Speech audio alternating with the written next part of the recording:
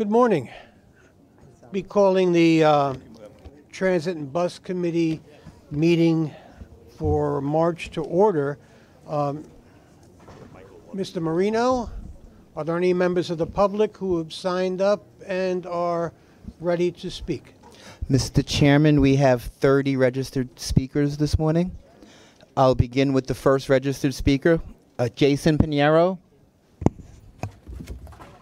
While Mr. Pinheiro comes to the microphone, I'd like to remind everyone they have 2 minutes to speak today. Mr. Pinheiro will be followed by Omar Vera. Indeed, Marino, we are mindful of that. Good morning, Freddie. Good morning, Andrew. And good morning, Sarah and the rest of the committee. I have a couple of things to bring to your attention. And I know that I brought it to Chief De La Torre's attention also, is that I've been seeing people smoking inside subway cars. This could be a serious hazard. And also I sent to several board members that I appreciate a lot a small clip that I took inside a Broad Street bound J train Saturday night to create awareness of this situation. And also, I want to bring to Dow Eric's attention, 2 bus drivers during this past weekend were rude towards me.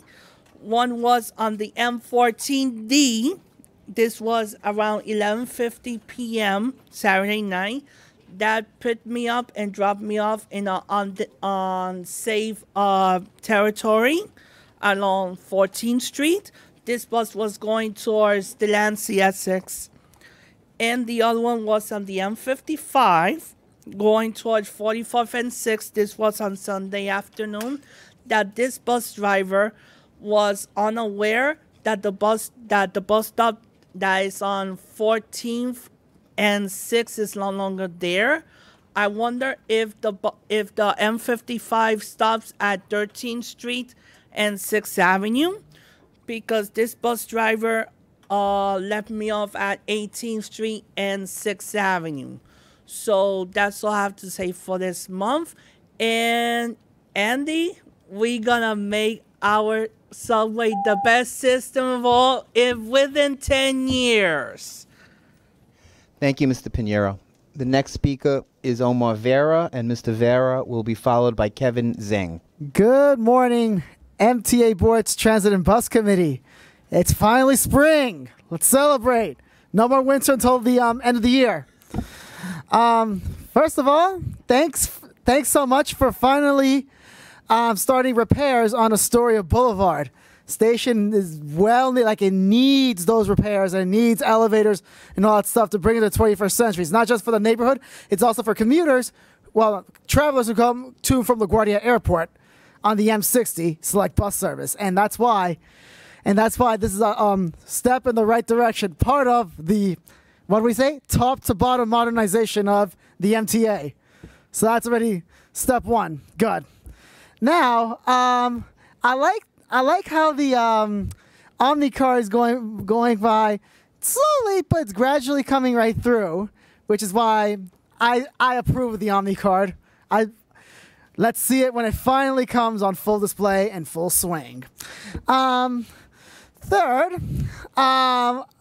we must keep the accessibility, third complements the first one. We must keep the accessibility program going.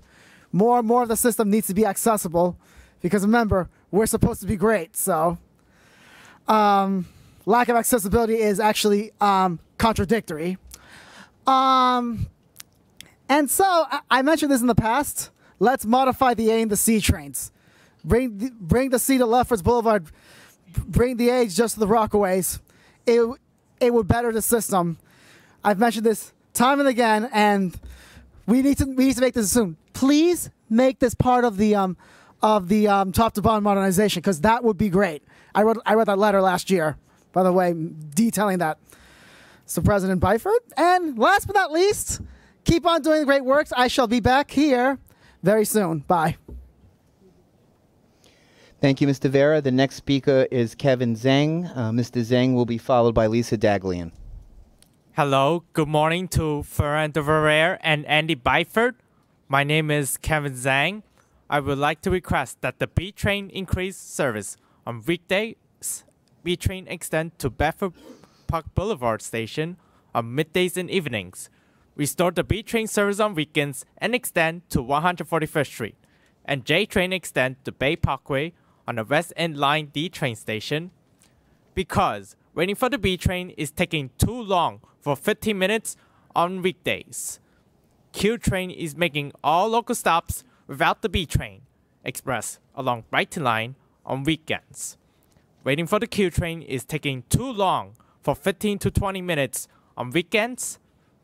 But the special B train didn't post on weekend schedule on the MTA website. When I checked the MTA subway time, and it said B trains to Brighton Beach until 7 o'clock p.m. during last Sunday, March 10, 2019. And next time, we had to put the special B train schedule on MTA website when the special B trains are running. Waiting for the R train is taking too long for 20 minutes every day, 7 days a week. B train will be increased on rush hours, middays, and evenings in both directions. B train will be extended to Bedford Park Boulevard station on middays and evenings. B train will be restored on weekends and morning express along Brighton Line and 6th Avenue Line in Manhattan and extend to 145th Street. J train will be extended to Bay Parkway on the West End Line D train station on weekdays and weekends. Thank you and have a nice day. Andy Byford. Thank you, Mr. Zhang. The next speaker is Lisa Daglian, who will be followed by Sheila Benesh. Hi, good morning. My name is Lisa Daglian. I'm the Executive Director of the Permanent Citizens Advisory Committee to the MTA, speaking here today on behalf of PCAC and the Transit Writers Council. Back in December, President Byford said that a state-of-the-art transit system could be less than 4,000 days away. That would be about 3,900 days today. But only reliable and sustainable funding is identified. We're seeing some improvement in the system as released last week, but clearly more is needed, and that's where congestion pricing comes in. Today's Partnership for New York City report notes that the capital plan, which would be funded in part by congestion pricing and other options, would generate substantial statewide economic development opportunities. You can also see a variety of the other funding options in our funding thermometer that we released 2 weeks ago.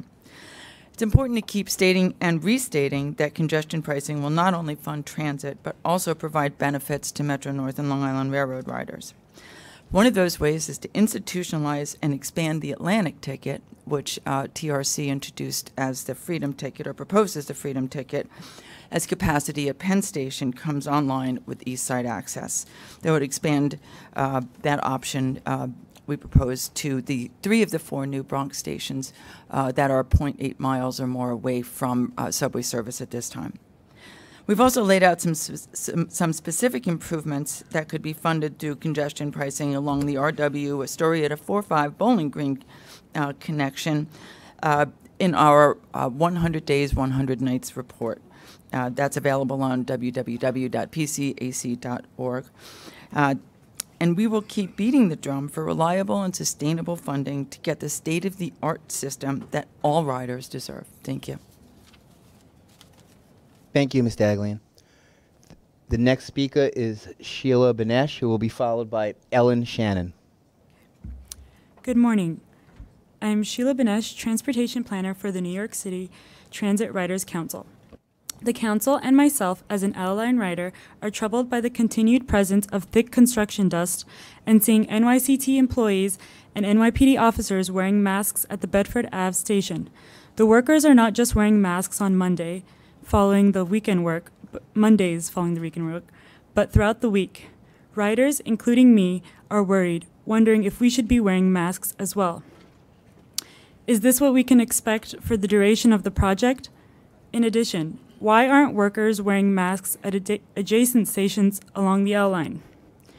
We've been told the silica dust levels are below the required limit and that a tunnel dust mitigation plan is in place. But what about a station dust mitigation plan? Protecting riders, It is disconcerting that upon entering the Bedford Ave station, we get a daily dose of concrete in our mouths. There should be daily updates about station conditions displayed at the station and on the MTA website and app. We want to know that not only there are plans in place, but that there are accountability measures to go along with them. We riders want to be assured that the MTA is using the highest quality air quality standards available to protect riders' health. Thank you very much. Thank you, Ms. Benesh. The next speaker is Ellen Shannon, who will be followed by Ruth Lowenkron. Good morning. I'm Ellen Shannon. I'm representing the New York City Transit Riders Council. You've just heard from an L-Line rider, and you've heard the fear that they have endured for the last few weeks. Is this what we can expect for the next 15 to 20 months or more? We feel strongly that public accountability measures should have been in place when the prep work began. More specifically, we want to see clearly stated daily station and online postings at the station. Specifically, OSHA air quality standards that applies to stations. Daily station air quality measurements. If you're well below, then that would be great for the riders to see and be assured of. We'd like to see the independent monitor start immediately and make their results public within the month. We'd like to be assured that what we have asked for today will be incorporated into the scope of work. L-Line riders pay to use the service, but they haven't been given masks when the air quality wasn't good. They need to know you are taking their health concerns seriously, and our hope is that you, as the board today, will discuss what we've brought forward for these public postings of the air quality. In closing, we understand that this work is necessary, and we want to acknowledge and appreciate just how hard New York City Transit has been working on this project. We hope that the safety concerns are adequately addressed as the main project gets underway and well-documented plans are in place. Thank you. Thank you. The next speaker is Ruth Lowenkron. She may have stepped out for a minute, so we'll come back to her. The next speaker is Iman Riwani, who will be followed by Jessica Champagne. Thank you. Good morning. My name is Iman Ramawi. I'm from New York Lawyers for the Public Interest. We were here last month to express our concerns about the impact an increase in the base fare would have on thousands of low-income and fixed-income New Yorkers with disabilities who use Access-a-Ride as their primary means of transportation. And we thank you all for making sure the increase didn't happen. We are also thankful for the on-demand pilot being continued through the end of the year, but we want to make it clear that we absolutely oppose any attempt to ration on-demand service. We are also here to voice our concerns about the number of service changes that appear to be happening within Access-a-Ride. And I want you to understand how frustrating and scary it was to hear about actual possible and imagined changes from the newspaper rather than hearing from any announcements that Access-a-Ride made to their and your customers. We heard nothing. Yet the Daily News said the on-demand pilot that has been life-changing was coming to an end. Imagine that. Here are the other things we found out from the press releases and newspapers and still haven't heard anything about it. E-hail and on-demand are now combined, resulting in service as bad as before the pilot. No one else will be added to the on-demand pilot. No explanations of what will happen at the end of 2009 have been announced with the on-demand pilot. No information about whether the new curb or CTG drivers will be properly trained to provide Access-a-Ride service. No information related to the Access-a-Ride budget, despite our having asked for such information multiple times. And why has it not been made clear that on-demand riders are far cheaper than traditional Access-a-Ride rides? The reason Access-a-Ride is needed is because of the inaccessibility of our current transit system. There is no luxury about it, no chauffeur service about it. It's federally funded and that it's mandated by the ADA. And the service needs to be comparable to the traditional transit service. Thank you.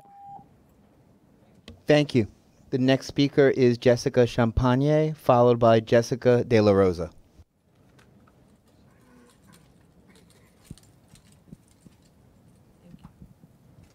Good morning, MTA Board members. My name is Jessica Champagny, and I have been an accessoride passenger for almost 20 years.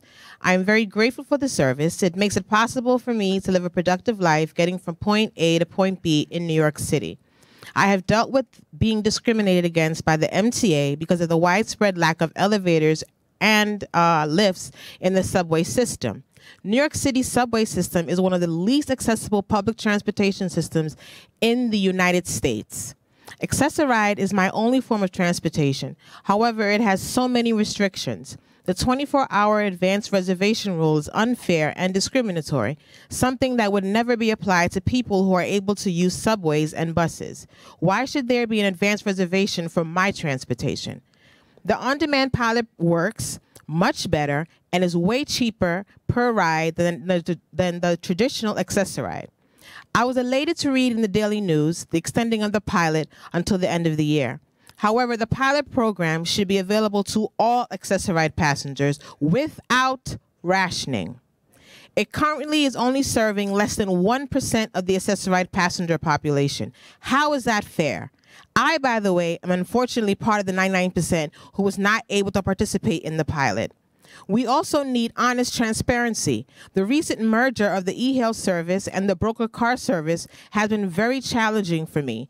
They are always late or never show up at all, meaning that an already unreliable service has gotten even worse for me, which also affects my professional life and being a college student in New York. Lastly, no one knows what the future holds for them. I never thought at the age of 19 I would be dependent on accessible transportation in 2001. You or a family member, friend, or colleague might need these services. I'm asking MTA to stop the discrimination, make the on-demand service permanent, and make it available to all accessoride users without rationing. Thank you. Thank you. The next speaker is Jessica De La Rosa, who will be followed by Kim Theodore. Hello and good morning. I hope everybody's doing well. I wanted to start by saying thank you for extending the e-hail on-demand service until the end of the year. I have come to these meetings time after time giving examples of how wonderful the program has been for me and my fellow persons with disabilities, which no matter how much it's explained and stories are told, it's something that has to be lived to fully understand that the e-hail is necessary and not a luxury. As I've said, living as a person with a disability, there are many struggles. I've lived my life as a dollar sign, needing to fight and struggle to have my insurance justify purchasing my legs, which is also known as my wheelchair, to get around my city and to keep a service that clearly works. I have been an accessoride member since I was 13 years old. I am now 35. And I haven't used accessoride since the pilot program started, and I think that speaks for itself. I also wanted to express that we have all heard word of the program ending by false information and other parties. I think we would all appreciate having an open communication and transparency and getting the information directly from the MTA. The stress and anxiety we have been through by hearing incorrect information from another source is just another undue burden for us to worry about among all our other daily worries. As always, I thank you for your time, for what has already been done, and for what we hope that you guys continue to do. Have a great day. Thank you. The next speaker is Kim Theodore, who will be followed by Ramel Thompson.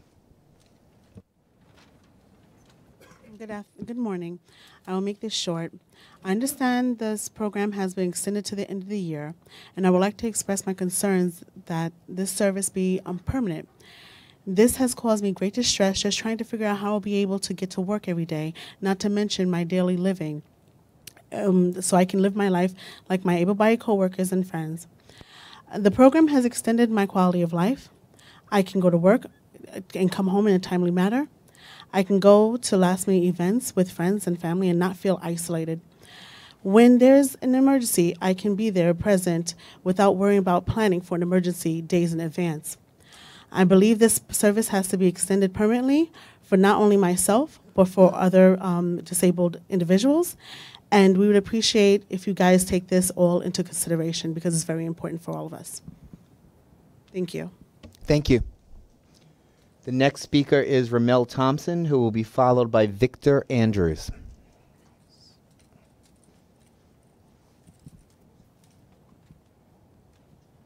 Good morning.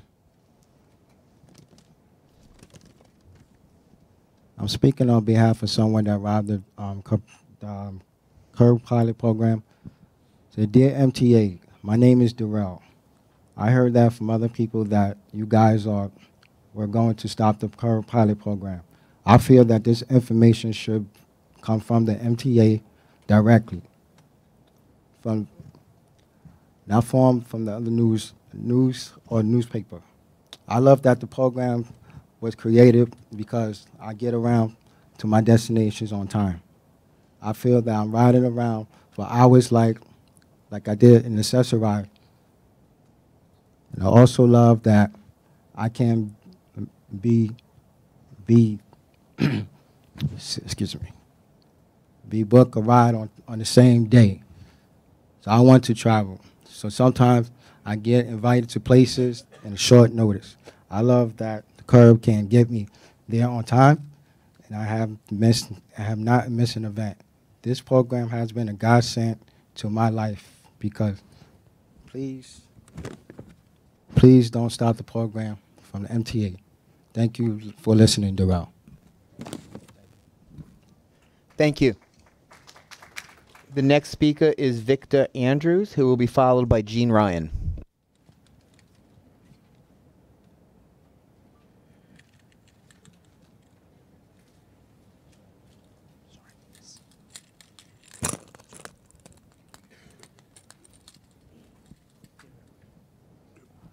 Good morning, Andy Byford, the MTA Board of Directors.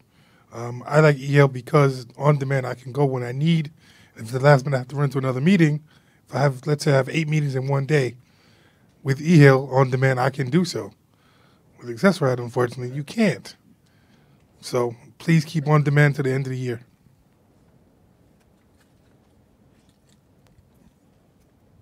Thank you, Mr. Andrews. The next speaker is Gene Ryan, who will be followed by Michael Howard.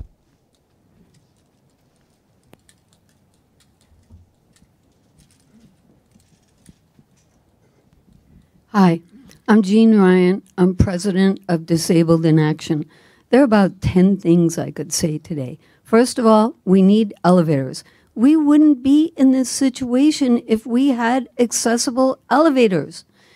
You know, it's so frustrating. We're having to deal with all these changes and really rationing too, and, you know, calling ahead the day or 2 days ahead. We don't know what's going to be happening tomorrow. We don't know if we're going to get sick or somebody in our family is going to get sick or meeting time is going to change or whatever.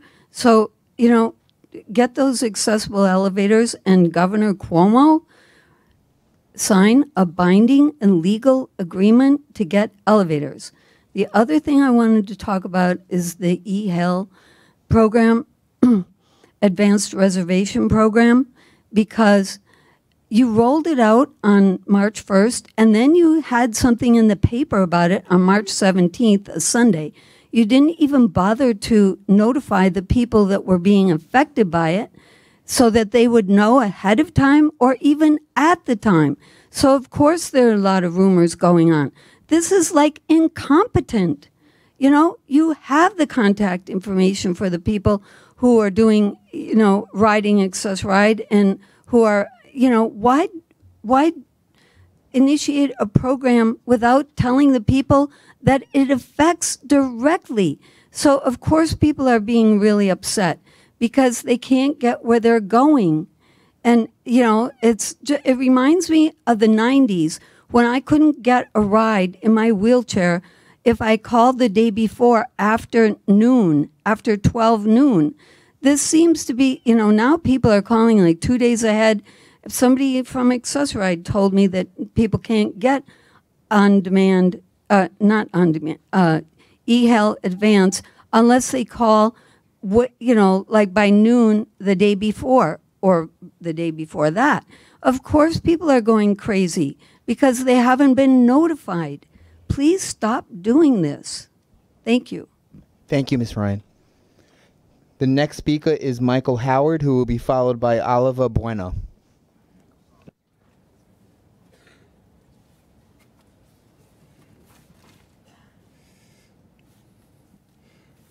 Good morning. My name is Michael Howard. My title is Accessorized Deniability. I have been denied from Accessoride since September 8th of 2017. The reason why I was denied from Accessoride, one, I accidentally told them that I can walk up to 60 blocks from my home on the boardwalk. Two, they figured out that you also use nice bus able ride for me to travel anywhere in the Nassau County, being that I live at the borderline of Atlantic Beach, Long Island. The reason why I use both Accessoride and able ride, nice bus able ride, because I'm sick and tired of the subways and bus lines that runs in the Rockaways fail to be punctual because of the real estate developers. Another thing, people with disabilities like myself need to stop getting ignored from the media when we need some type of attention. And my message to Governor Cuomo, Governor Cuomo and Mayor de Blasio, you guys need to be heroes again, not villains. You understand? We don't need no more villains in this city. We need heroes. And I like this sign right here saying rational is for wars, not for our transportation. I love this. Thank you very much. Thank you, Mr. Howard. The next speaker is Oliver Bueno, who will be followed by Valerie Joseph.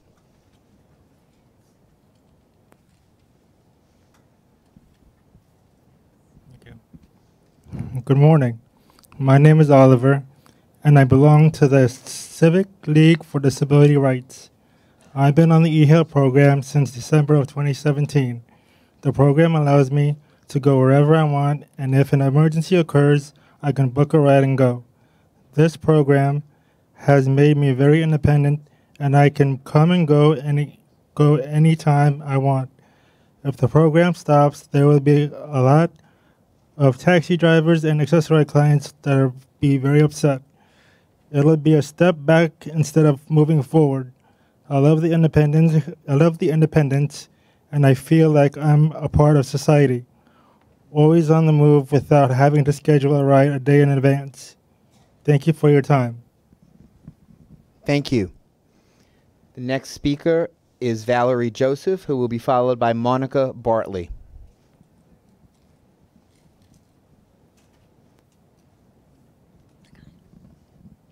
Good morning. My name is Valerie Joseph. I am from the Brooklyn Center for the Independence of the Disabled. Before I start, I would like to say, please try to have the meeting start on time. We have a lot of our clients here who could not stay because they had to get rides home. Otherwise, we get stuck. I'm here today for myself and my consumers, as I said. We are hearing a lot of different things going on here at the MTA and would like clarification. The CURB program is supposed to end or change in April. The e-hail pilot is ending. Why is this? Funding is the problem? I don't think so. I feel that you may have a lot on your plate, but have not had a time to sit down and figure out what's going on. Let us ride. We're hearing a lot of different talks. We need clarification, as I said.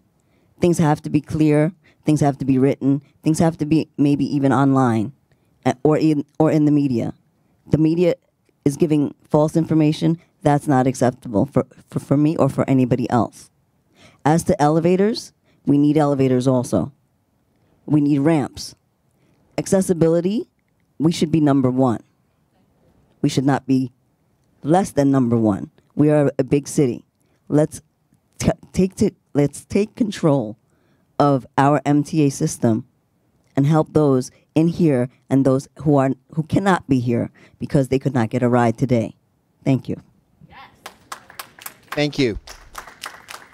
The next speaker is Monica Bartley, who will be followed by Teresa Henderson. Good morning.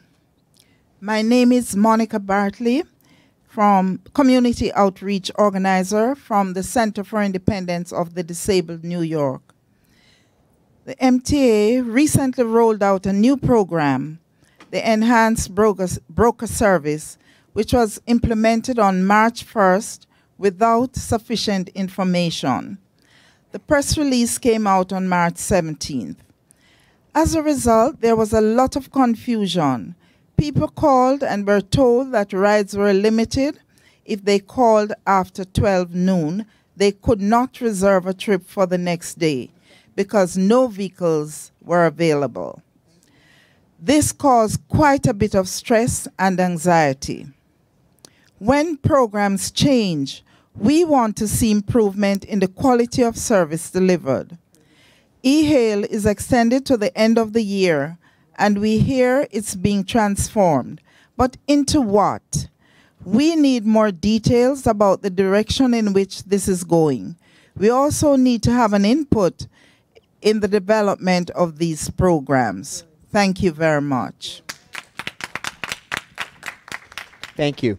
The next speaker is Teresa Henderson, who will be followed by Michael King. Yes, good afternoon. My name is Teresa. I've been in a wheelchair for 5 years, and the last 15 years has been an increase in my physical ability.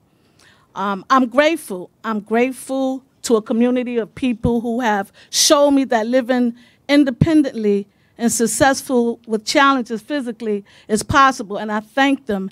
And I thank those of y'all who are here that have different means and the empathy to want to help us live a more independent life. I thank you.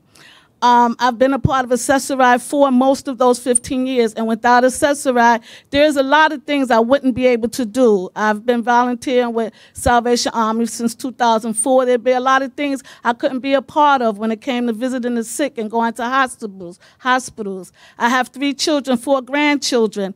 There are times when they're in need, and I'm there for them due to Accessory. I thank you. I'm here today speaking on the on-demand e-hail. I was told about this program last year, and at that time I was given a number. And I called that number, and I was told that it was a pilot, it was a temporary pilot, but they didn't have room for any more people, that there was a waiting list that will be looked at in October. This was around spring, summer of 2018. This year I called back January, and I was told most of this information, that they didn't know how long this pilot would be, and that there was still a waiting list. And I'm told today there's not even a waiting list. I'm here to say that how this program is such an asset to us to continue living independent lives. There are times when my grandchildren may be sick in the hospital and their moms and parents need grandma there, and I'm not able to be there because I have to book my ride the day before.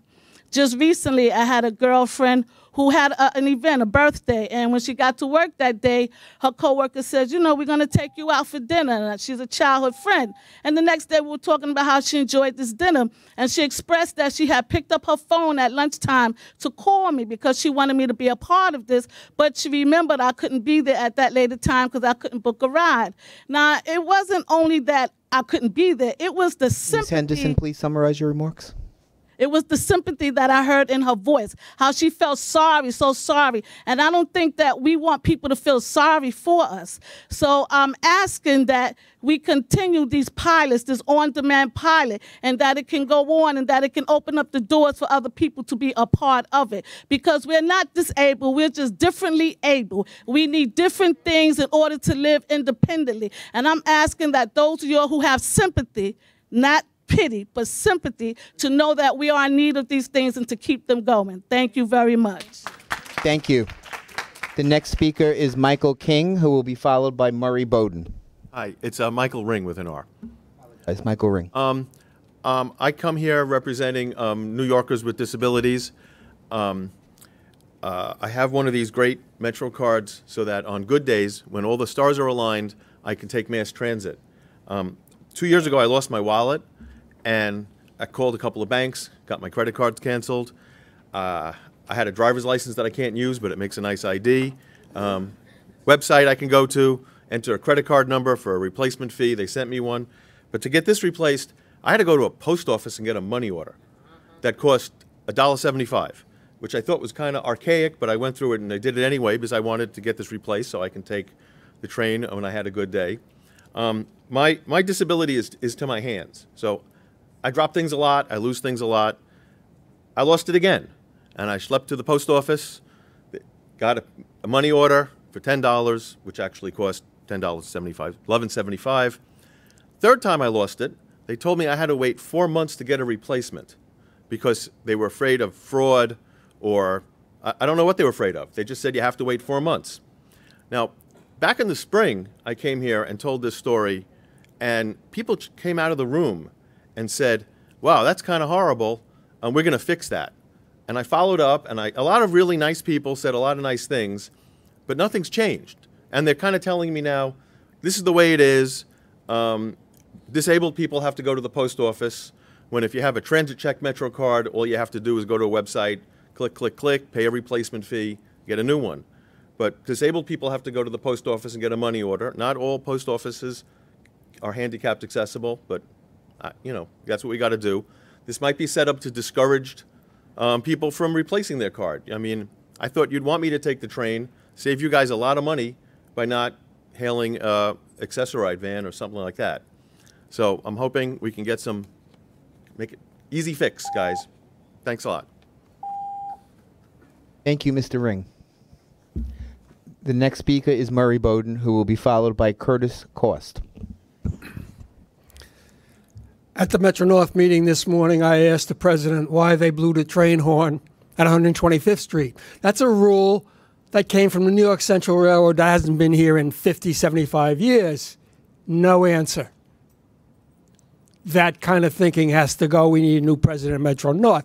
And at the Long Island Committee meeting this morning, I asked why there were traffic lights and red flashing lights at the same crossing, because I met with Mitch 2 years ago, 3 years ago. Nothing happened. You need a new chairman at Long Island Railroad. Boeing Aircraft lost 2 airplanes, the MAX 8s. They knew about the problem 2, 3 years ago. They did nothing, except 2 weeks ago they decided, well, we're going to fix it, and next week it'll be fixed. And what's going on around here? We're fighting people who are on that board that don't belong there anymore because they don't understand the world as it is today. You got a guy up there who's president of this place. He understands what's going on. He's made phenomenal changes. He's fighting that Boeing Metro-North Long Island Railroad problem. They won't change. So until we get rid of some of the people on this board that don't belong there anymore because they don't understand how we think, my grandchildren think, and you think, it's going to take a little time to get the system straightened out.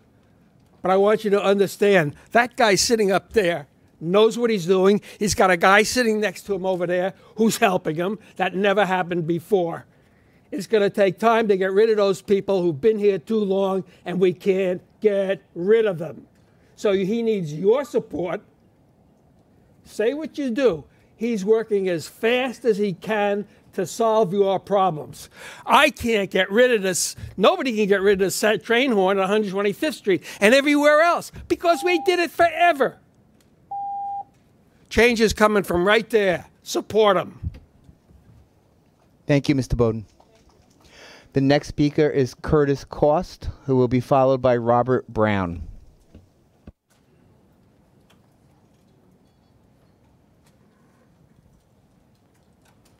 Great. Thank you for giving me the opportunity to speak. I want to say the EHIL program has been great. It's been a godsend because I went through all kinds of nightmares with the paratransit program. The buses always being late, being stuck on the buses 2 hours or more as they picked up and dropped off people. So eHeal is great. It works. And we all know Accessoride has had lots of criticisms from all fronts for a very long time. And now you have a program that's working, that's being praised by your customers, and you want to change it. I would encourage you to at least talk to your customer base before you make major changes like this.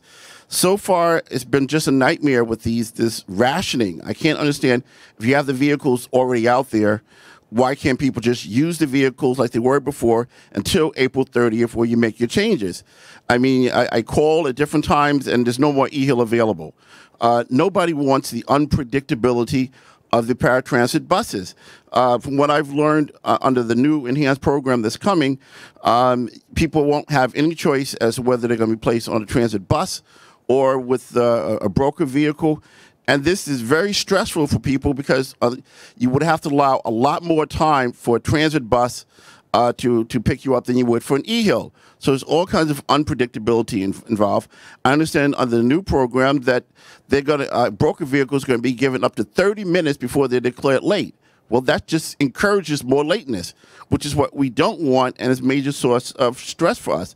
I think this rationing of how many eHeal vehicles are available should be ended. That we should have full access, and you come up with a viable plan with consulting with us by April 30th. Last thing, on a different note, I wish you would fix the system of having your reservationist at Accessoride repeating information again and again and again. I cannot tell you how frustrating it is to have my whole address and all details repeated to me over and over again, even when I explain that I'm not 95 and senile. I'm not a child. You only need to confirm an address one time. I don't know if you realize it, but a typical Mr. call... Cost, please summarize your remarks. Last thing. A typical call takes 5 to 10 minutes to make one trip because the reservation's repeating things again and again. Thank you for your time. Thank you. The next speaker is Robert Brown, who will be followed by Jessica Murray. Good morning, MTA. Good morning, Alex. I want to talk about the eHealth, which I love. I really appreciate the services. Hearing that they're going to discontinue had me anxiety kicked in. I ain't gonna lie. I mean, that Accessoride bus is stressful. It's really stressful. But I want to move on. I want to move on to the quality of life that eHealth provides for me.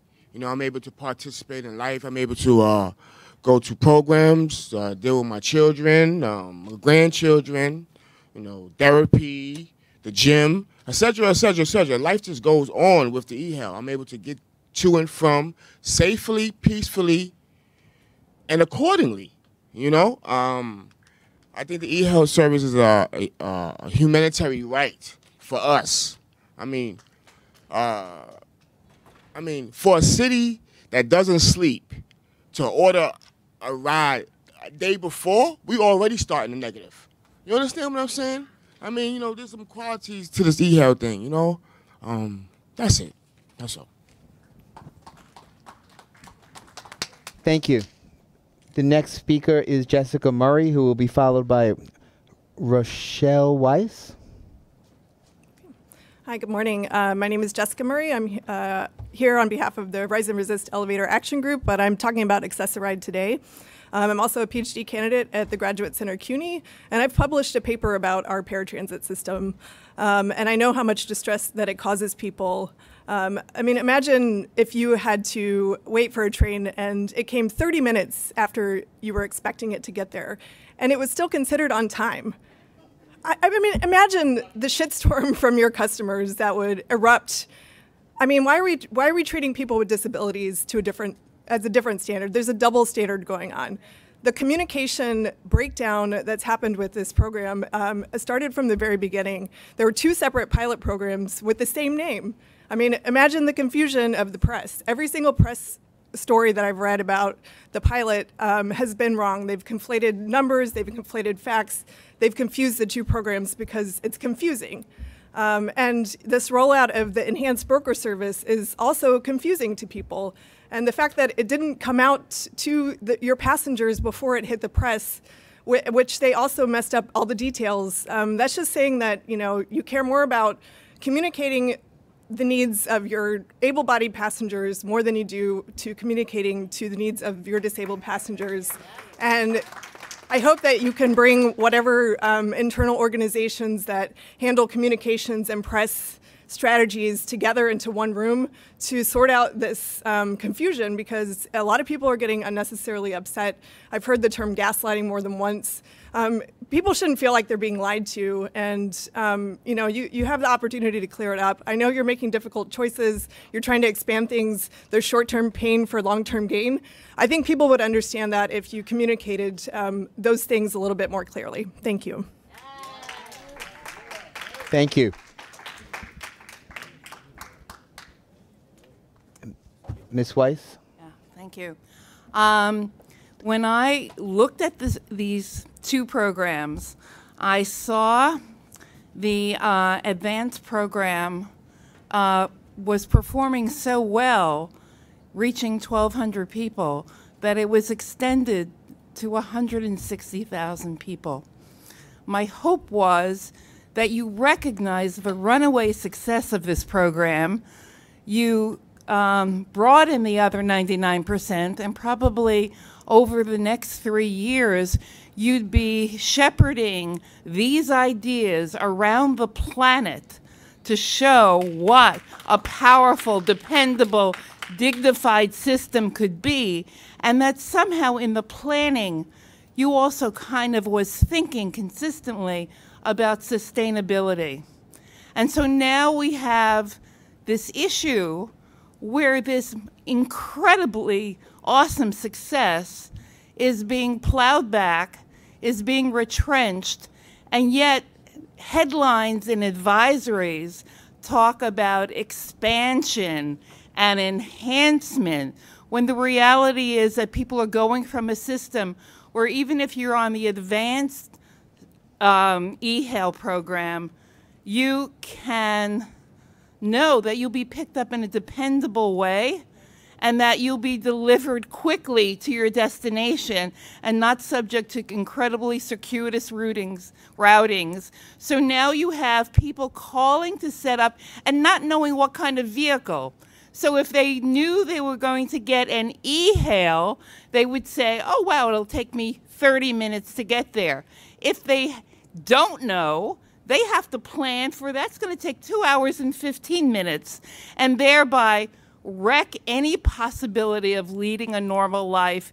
You've taken us from Stressoride to Accessoride and back to Stressoride. The next speaker is Sheann Horn, who will be followed by Joe Rappaport.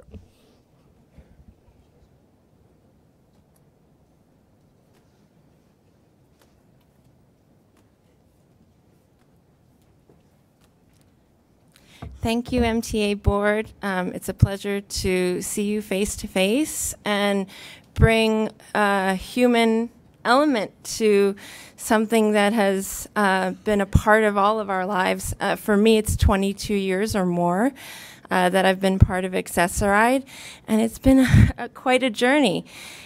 There was a few years there that I actually, ended my relationship with Accessoride in favor of being more productive. And I'm proud to say that you've made so much progress, before GPS versus after GPS. And now I'm able to say, as an advocate, I teach at NYU. I blog for Forbes. And I don't think I would blog for Forbes if this e-hail program did not exist. Because as a journalist, if my editor says to me, I need you to go cover a story, I'm not able to do that on a 24-hour system. So I really want to praise this system, but also because I'm one of the 1,200, it feels a bit unfair for me to be so blessed and for it not to apply to everyone else. And so when you think of all the money that is being invested in this, think of it as an investment, not only for our freedoms, but also employment.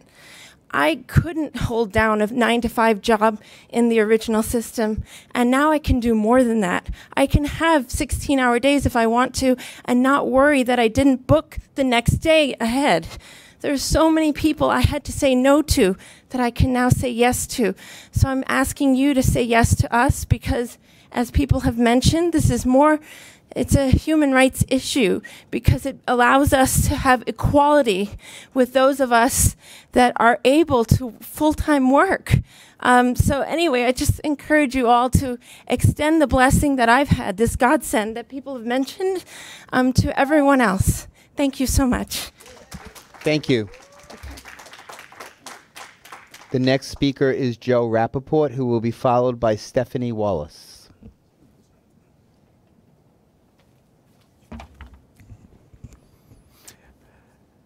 Good morning. I'm Joe Rappaport from the Brooklyn Center for Independence of the Disabled. In the past months, we've repeatedly praised the MTA for reversing years of failure in Access-A-Ride.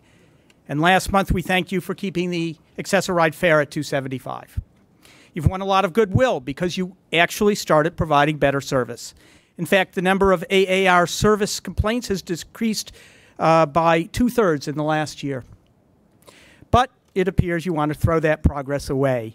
On March 1st, without any notice, as you've heard, to riders whatsoever, not to mention any consultation with them, the MTA switched over from the advanced e-hail program to what you're calling enhanced broker service. The people who came up with that name are up on their dystopian literature, at least. The reviews so far, not good.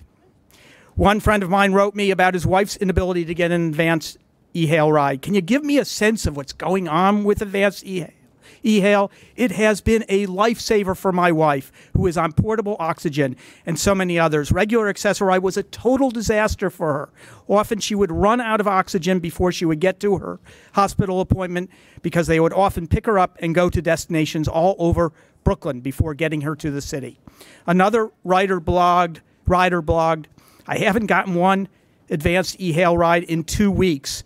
My trips since the changes took place have been exclusively with broker car services, and most of them have been late. The drivers have often been rude, unable to communicate, and in one case, the driver went to Brooklyn to look for an address in Manhattan. Did the MTA consult with riders before making this switch? No. Did the MTA announce the switch to riders or anyone on March 1st or before it started? No. Did the MTA release an upbeat news release on St. Patrick's Day, a Sunday afternoon, almost 3 weeks after the switch happened? Of course. I'll finish in a moment. Of course, that's why you lose trust. That's why we're here about on-demand as well, where it looks like you're about to make the same blockheaded mistakes. Don't throw away the progress you've made. Thank you.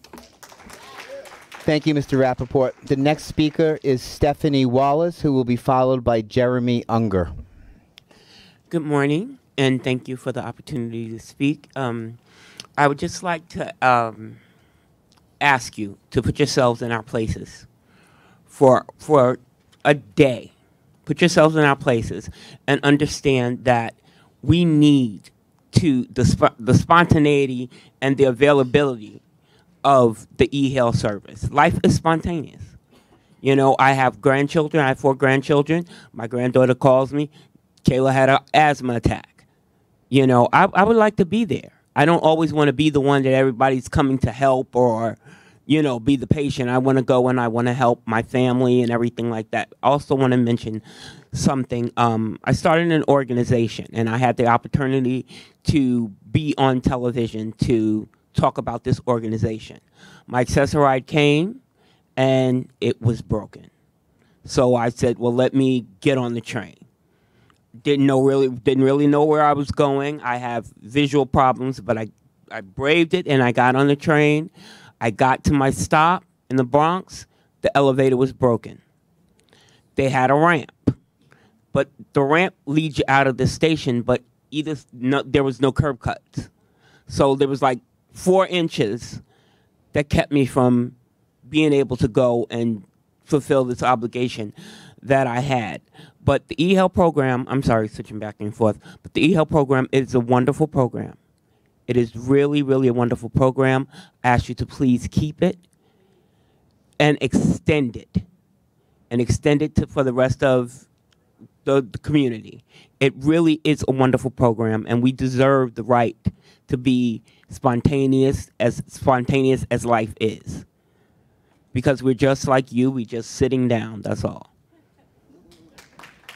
Thank you. The next speaker is Jeremy Unger, who will be followed by Valerie Williams. Good morning, everybody. My name is Jeremy Unger. I am the Legislative and Communications Director for New York City Council member Carlina Rivera. I'm here to read a letter sent to Commissioner Trottenberg and President Byford last week from about 10 elected officials from the Lower East Side, Congress members, state senators, assembly members, and New York City Council members regarding the planned changes to the M14 SBS. Dear President Byford and Commissioner Trottenberg, as representatives of residents living along the southern portions of the M14 A and D bus route, we write to express our opposition to the plan to reduce the number of local bus stops south of 14th Street that your agencies have proposed in connection with the implementation of select bus service along this route. We urge you to consider modifying this plan to include supplemental local service. Cited as the second busiest bus route in Manhattan, the M14 A and D is a vital connection for tens of thousands of New Yorkers who live on the Lower East Side. Sadly, the route is also the second slowest in the city. Especially with the partial shutdown of the L train approaching, we understand the importance of efficiently implementing an SBS route to speed up service. However, an SBS route is simply not an acceptable reason to eliminate so many local stops that serve our dense residential neighborhoods, particularly for those residents with mobility issues, including seniors. Community District 3, which encompasses most of the future M14 SBS route, is one of the most underserved transit areas of Manhattan, with 15% of our residents living more than half a mile from the nearest subway stop. At the same time, this area is home to one of the 10 largest senior populations in New York City. These seniors rely on the M14 A and D to get to medical appointments, supermarkets, and social activities. If these individuals lose their bus stops, many will also lose a critical connection to their community. The current plan not only hurts seniors and low-income New Yorkers, it also diminishes how transformative an SBS route could be for the area. The proposed SBS stop spacing is a clear compromise between a local route and a typical SBS route, meaning that an M14 SBS will not have the express travel times that other routes have. In fact, there's a successful model for this kind of plan just a few avenues away where the M15 Mr. Unger, can you summarize your letter? Runs parallel to an M15 local route. The MTA must pursue a similar strategy for the implementation of the M14 SBS route. Thank you. Thank you. The next speaker is Valerie Williams, who will be followed by Jocelyn Pierre. Good morning. My name is Valerie Williams. Thank you for the opportunity. The eHealth program is really, really a godsend. It really is. One thing I like to point out is that I'm wheelchair bound and my wheelchair does not fold. So being able to get into a wheelchair accessible cab has been really wonderful. Last week I had to go to more than one place and I was able to book the same driver and I didn't have to wait 3 or 4 hours to be picked up wondering if they were going to come or not. I'm a mother, I'm a grandmother, and there are times you need to do things spontaneously, get to your family, and that has really, sometimes I'm sitting in the cab and I'm like, wow, I really lived to see this. This really happened, because we always talked about how sometimes people may call you, oh, you need to come here, or can you go? No, I can't, because I have to book it a day or two in advance. You don't know if they're coming. Sometimes they don't want to pick us up. 2 of us can't ride together because they're like, you both can't fit. We've been left, we've been stranded, we booked it, we told them 2 wheelchairs and they still leave us. You gotta wait 4 or 5 hours for them to decide if they're gonna pick you up. With the on-demand, I was able to come here today, and if I wanna go someplace afterwards, walk around, I don't have to say, oh, Accessoride is coming, I gotta hurry up, I gotta run, I can't go to the bathroom. There's been times I couldn't even go to the bathroom. And then we get on, it's a 2-3 hour ride for you to get home. But with the on-demand program, it's possible to come and go like everybody else. We people too. And we thank you. We appreciate it. Thank you so much. Thank you. The next speaker is Jocelyn Pierre, who will be followed by Ruth Lowenkron. Good afternoon. My name is Mr. Pierre, and I'm speaking on behalf of the eHealth program, which is amazing. Ever since I had the eHealth program, it's been like life-changing. It's like it enhanced the quality of my life. I get a chance to go out and do more things. I go to meetings. I get a chance to see family. I get a chance to make my appointments, because when I was dealing with accessoride, which I call stressor, it used to give me a hard time because, unfortunately, my name is Jocelyn. My first name is Jocelyn, so a lot of times the drivers wouldn't even like roll the windows down to even check to see if that's me. They automatically thought that wasn't me because I don't look like Jocelyn, I guess, but it was really, blame that on my mother. She named me that, but but ever since I had the eHealth program, I haven't had to worry about these things. And when I got to get to my appointments, I get there. Like, it's amazing. Like, and it's unfortunate that everybody don't have it, because, like, it just enhances, like, I mean, being in our situation, being independent is everything. I mean, it changes everything, mentally, physically. Being independent is everything, emotionally, spiritually, everything. So eHealth program is amazing. I wish you guys continue it. I want to say thank you for even starting it. Please don't end it. Please don't. Please don't. Thank you. Thank you. The next speaker is Ruth Lowenkron. Good morning. Ruth Lowenkron, Director of the Disability Justice Program at New York Lawyers for the Public Interest, back again, starting out by thanking you very warmly for listening to us last month and for not raising the fares for accessoride users. We truly appreciate that. We're also very appreciative, as you've heard before from others, about the fact that the accessoride on-demand pilot will be continued until the end of the year. So now, the question, why is it that wonderful program that you've heard everybody talk about, either because they've had wonderful experiences or because they are begging to be a part of that program, why is it that program is not going to be expanded from the minuscule 1% of riders who get to use it? Why? The other question is, how is it possible that you are contemplating rationing that service? And quite frankly, how is it, as others have said about other aspects of the program, how is it that that's something that's being thought about amongst yourselves and not discussed with us? You've heard people say rationing. Would you do that with anybody else? No, you would absolutely not, and you should not do that for people with disabilities. Do not balance the budget on our backs, especially when it is cheaper per ride to use the on-demand pilot. That is never discussed. All that's discussed is in the aggregate, it's more expensive. Well, that's not to be unexpected, right? If a program works better, you're going to have more people use it, finally. And doesn't this community deserve that? The other thing that's especially outrageous is the fact that the only reason that so many, I'll finish in a second, so many people have to use accessoride is because this city did not think about making our subway system and other transit accessible. So how can you balance it, again, on the backs of the people with disabilities? So in conclusion, make the on-demand pilot permanent, make it available to all users, and no rationing of rides. Thank you, Ms. Lowenkron. Mr. Chairman, that was the last speaker. Thank you, Mr. Marino, and let me thank all the members of the public who took the time to come and share their points of view with the committee. The minutes of the February meeting are included in your committee materials. May I have a motion to approve? May I have a motion to approve? Second? Are there any corrections or comments? Mr. Albert. Yes.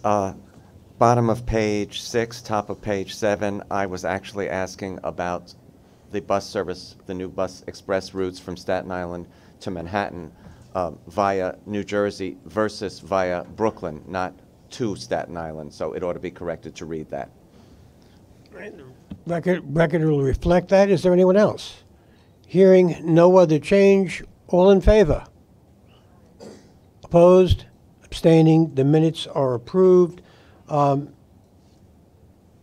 there any changes, Mr. Mulligan, to the work plan? No, Chairman, there's not. Then, I have the great pleasure to ask President Byford to make his report. Okay, thank you. Good morning, everyone. And Mr. Chairman, I'll keep my comments fairly brief, but I will just respond, actually, first of all, to a number of the comments made by members of the public. Again, I'd like to echo what the Chairman said, in that we really do appreciate people coming to the committee to give their views. And I always find that both insightful and quite often humbling when I hear how passionate you are about things and about what matters to you. So I'm going to be really candid. I found that hard to listen to, some of that, because you had some legitimate complaints, not least being blunt, we let you down. We didn't tell you when we should have done about that change. We being Alex and I, we wanted to. We had the intention of writing to users, but for various reasons that didn't happen. I kind of went against my gut feel on that. So it's certainly no reflection on Alex. But the bottom line is we did let you down, and I give you an honest apology for that. That's not going to happen again. We should have let you know in advance that that change was coming. A couple of other things I wanted to say. Because you talk about the importance of real information, and I agree with that. That you should be finding out from us as your advocates, if you like, in a broader sense of the term. We are here, Alex and I and my executive. We're here for you. We are supposed to be customer led. So, in addition to my personal commitment that kind of error won't happen again, I'm also going to ask my team to have another look at that issue that came up from the gentleman who raised the issue around losing cards. Can we have another look at that, please? Because my team know that I'm into what I call quick wins. That does seem like a quick win. We must be able to solve that. And if previously, sir, you were given, I think it was Mr. Cost, you were given a promise that we would look at that. I can't understand why we can't do it. Let's make that a reality. Sorry, it was Mr. King, actually, who raised that. Ring, I'm sorry, Mr. Ring, Michael Rings. Again, I always find it very useful when you tell us what you think. My commitment is we will be a customer-led organization, so therefore I make notes when you tell me stuff, we write it down, and we're going to follow up on the various very legitimate points that were made. But I can tell you now, for those people out there from the disability community and your advocates, my commitment remains as solid as the day I got here, as does Alex Elagudin's. We are determined to give you that fully accessible system that you deserve. 100% determined. So I'll leave it there, Mr. Chairman, other than to just draw the board's attention to what I say in my commentary. I'm very proud of my team as ever. We have worked really hard across the whole spectrum of what my SVPs and my other executives and the wider NYCT team does. And I think there's some really good highlights that you're going to hear about from the various executives. One thing I'm particularly pleased with is the uplift in the 7-line performance. There's lots been said about CBTC recently. Well, 20-odd% increase in performance on the 7-line, I think, speaks for itself. It speaks to the maturity of that technology. And this, ladies and gentlemen, is before we have even switched on automatic train operation, which, watch this space, we're about to do. So on that, I'll leave it to your questions. Thank you. Questions, Mr. Byford? Mr. Jones. Yeah, and I too was moved by the discussion and the benefits of the e-health system. I think the last speaker actually brought it up. We have to lay before the public the actual costs of expansion, because obviously we're in a system which is already over. You know, we have enormous budget shortfalls, but not to tell the public just how much it would cost and figure out the revenue streams necessary to get this to happen, I think is necessary. Otherwise, we just look like Grinches sitting here denying people who deserve something. But we have to lay it out so that we can be joined in our request to the legislature and the city as to the actual needs to fulfill this requirement. I think we've had so many discussions of this sort. We have to make it tangible for people what the costs would be. Let me second that motion, Mr. Jones. Anyone else? Hearing none, thank you. President Byford. Is there anything else you wish to add? No. Then let's move on to the L-Train project consultant. Wayne Faulkner from JMT is representing his company and will tell us about his company as well as what they will do with respect to reporting to the board on progress on the Canarsie Tunnel project. Thank you, Mr. Chairman. Good afternoon, everyone. I am Wayne Faulkner of JMT.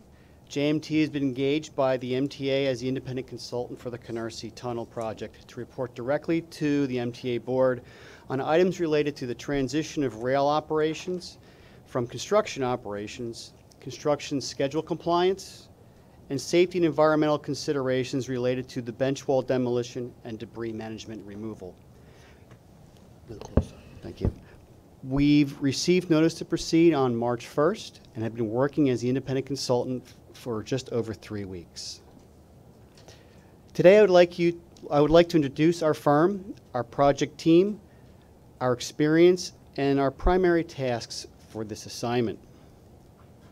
JMT is a 1,700-person multidisciplinary engineering firm focused on all modes of transportation, including transit, rail, vehicular, aviation, and marine. We are based in Hunt Valley, Maryland, and are a full-service firm with offices along the East Coast, Texas, and Ohio. Our project team for this assignment consists of engineers and scientists with relevant expertise in rail and transit operations, rail and signal communication, construction inspection and management, fiber-reinforced polymers, transportation structures, electrical engineering, environmental and industrial hygiene. To assist us on this assignment, we have 2 women business-owned enterprise firms who are experts in their field, Brinkerhoff Environmental for industrial hygiene, and Clifton, Weiss and Associates for signals and communications.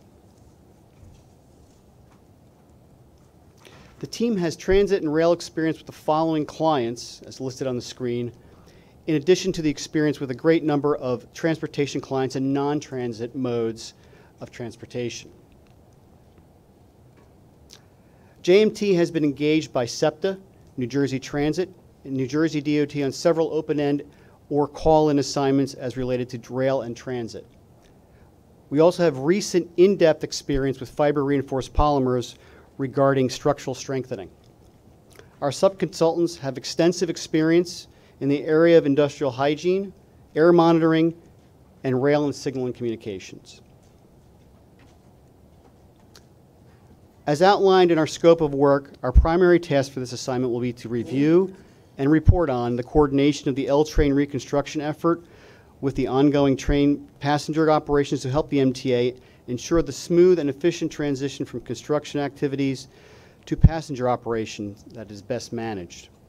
We will review and report on the schedule compliance for construction and the progress to provide frequent updates to allow the MTA to monitor timely progress and adjustment of activities as necessary, and review safety and environmental considerations on the bench wall demolition, debris management, and removal. We report directly to the MTA chairman and to the MTA board. Thank you. Are there any questions? Mr. Albert, then Mr. Glucksman. Hello. Hello. Given the scope of work that you just outlined, how often do you expect to have personnel in the L line during this reconstruction project? We could have it every weekend GO or general order when they shut down the one of the tubes. We could have that. And do you that being the case, do you anticipate giving a report to the chairman the following Monday after those visits? That's something that has to be worked out, just at how often we report. I will work with the board and with the chairman to determine the mode of the reporting and also how frequent. And you have walked the route, I assume, prior to being engaged and taken a look at the conditions we're talking about? I have not walked the entire tunnel. We have been out on site during the past 2 weekend shutdowns on the 9th and the 16th. We walked portions of the tunnel to observe various operations. Okay, thank you. Mr. Glucksman. Thank you. So after the revised plan to rebuild the Canarsie tunnels was released, because of the uproar, it was my understanding and that of others on the board that an independent consultant would perform a review and advise the board as to which plan should be undertaken. While I'm relatively new as a board member, my experience in public transit goes back more than 4 decades to when I began my career at what was then known as the New York City Transit Authority, starting as an operating employee on our subway. Over my 25-year career, I was promoted to supervisory and management positions before I retired. I have known about the capital program since its creation in 1982 and had a personal involvement with it from 1987 to 1997 when I was responsible for coordinating the general orders for the third-party contractors and any required work train support. I'm very proud of the efforts that the employees who do this tireless work of determining exactly what has to be done to restore the subway to a state of good repair. Were there some mistakes over the years? Sure. But overall, I strongly believe that their decisions have been made on the correct side an overwhelming amount of the time. Considering my strong belief in their expertise, coupled with the construction dust and delays we have seen as a result of the preliminary work, I strongly believe that rebuilding the Canarsie Tunnel be performed as it was originally proposed with the 15-month shutdown, and along with it, the service plan, which will provide the best possible service to our customers and longevity to the repairs, which have been proven to be tried and true. 20-minute headways and single tracking beginning at 8 p.m. each night, in my humble opinion, is not the right way to provide decent service to our customers. We have already seen some of the detrimental results will police and workers with masks greet our customers every Monday morning. At the same time, we do not have any assurances from the independent engineers that this is the right way to go or that the air quality is being appropriately tested.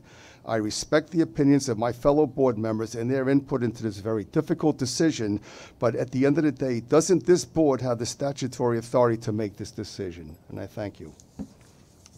Mr. Glucksman,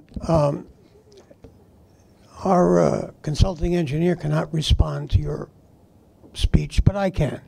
It's replete with errors. Let me point out but a couple of them. One, the entire board got notice of this, as well as the scope. There was nothing in that scope that indicated the scope that you are representing. Now, if that's what you desire, that's a different issue. But there was nothing in that scope that represents what you were just talking about. The second thing that's important is, as we hear from the consulting engineer who's just gotten here, very much like our other consulting engineer on capital projects. You are aware, if you go to CPOC meetings and board meetings, you hear our independent engineer opine on methods and on construction progress and on cost. This consulting engineer does precisely the same thing, except it's straight to the board on this project. That was a commitment that was made to the board and kept. In answer to your entire concern, I'm going to ask Mr. Lieber, who is the president of MTA and in charge of this project, to respond just a little later. But I know we have a question from Ms. Vanderpool. Thank you, Mr. Chair. Sir, thank you for joining us today.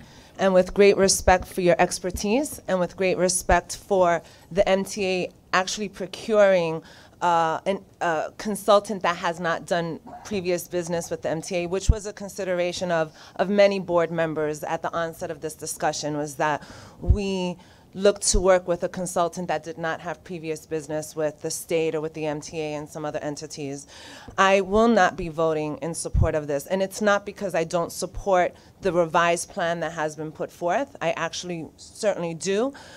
I am voting against this particular contract because I think it's dramatically different than the original draft scope that had been shared with the board, that had specific tasks associated with it that I thought were very responsive to some of the concerns raised by many board members about the project itself and the process of the project. And the revised scope that was ultimately decided and to which you are and your firm are responding is very different. And in fact, I quite frankly feel that this is a scope, again, with due respect, for a project manager. The scope identifies that part of the task of your firm is to ensure coordination between MTA Capital Construction and New York City Transit, for example.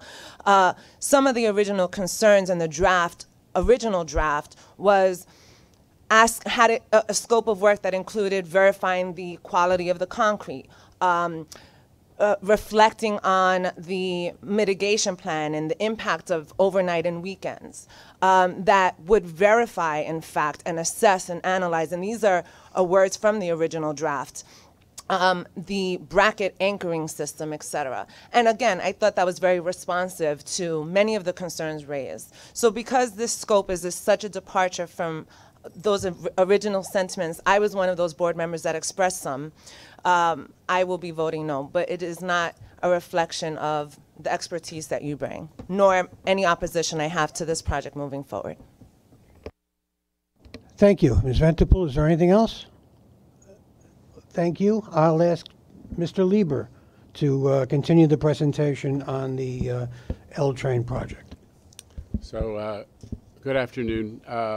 A little before our colleagues from JMT, I joined the project and our team joined the project as part of the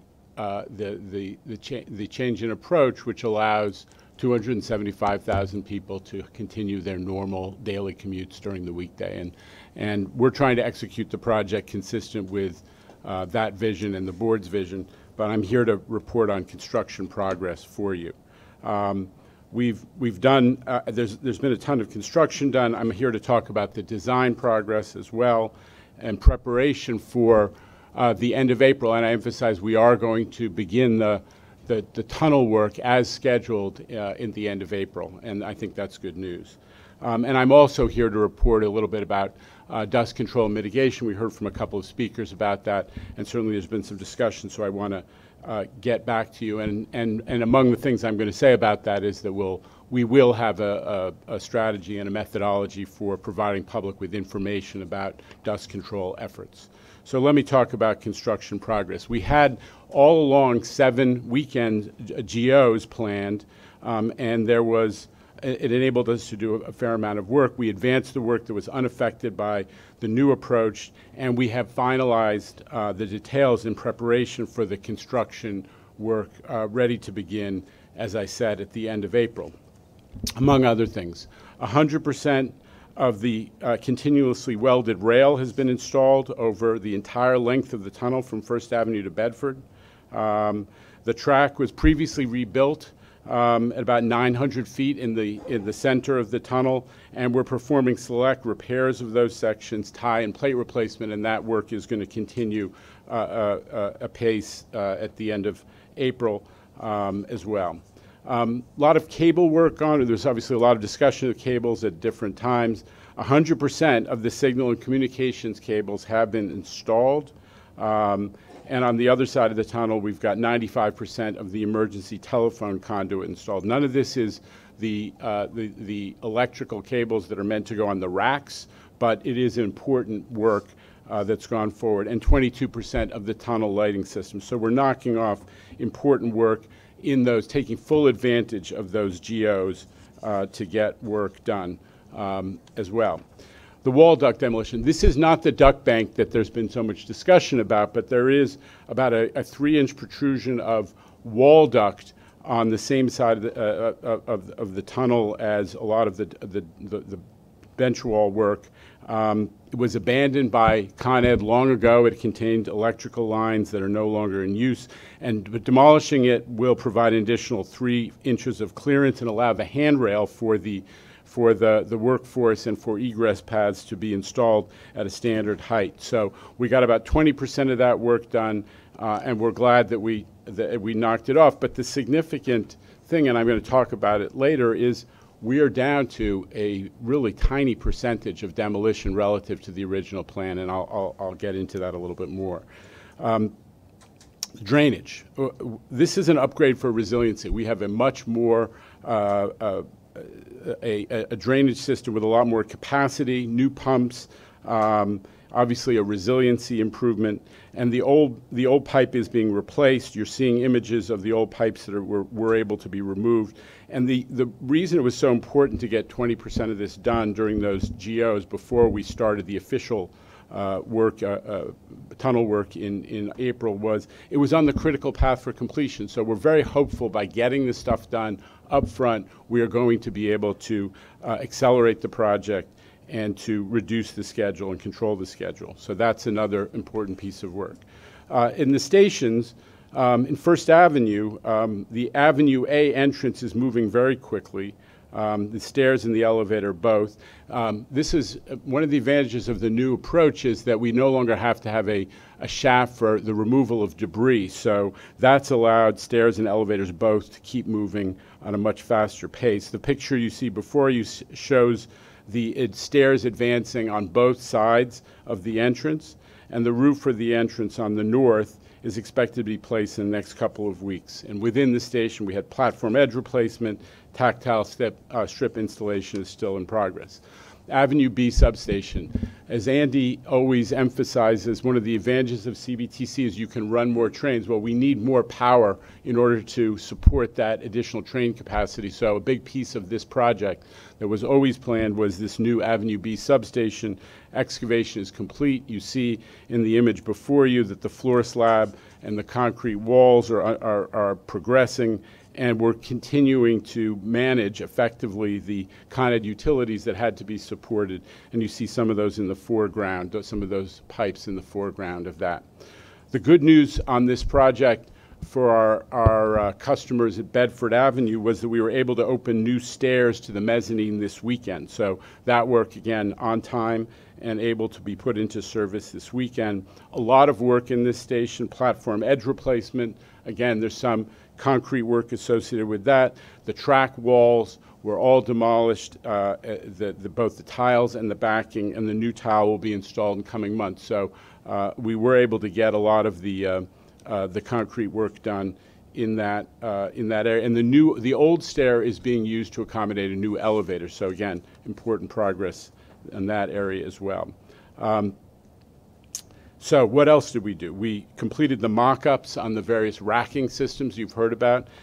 I have to say, although it's been much discussed, this is really not very exotic. You know, it's a bracket with an arm to support cables. But we did the mock-ups and confirmed both the effectiveness and the cable, and that they would fit in the clearances.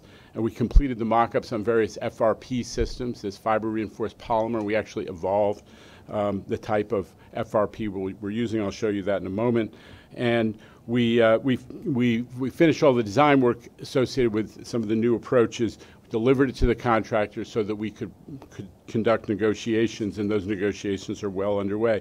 And we had extensive coordination with Andy's team at Transit about the alternate service plan, which they have led. And let me stop and emphasize, consistent with, I think, how the board has become accustomed to hearing from me is I don't treat this as an MTA-CC project, and generally I don't like that approach. We created a hybridized organization that is really continues to be transit-led with some consultants and some MTA-CC personnel, taking advantage of the fact that the folks on transit have been running this job and continue to be the most knowledgeable about the overwhelming majority of the work. So I think that's created a good team as well.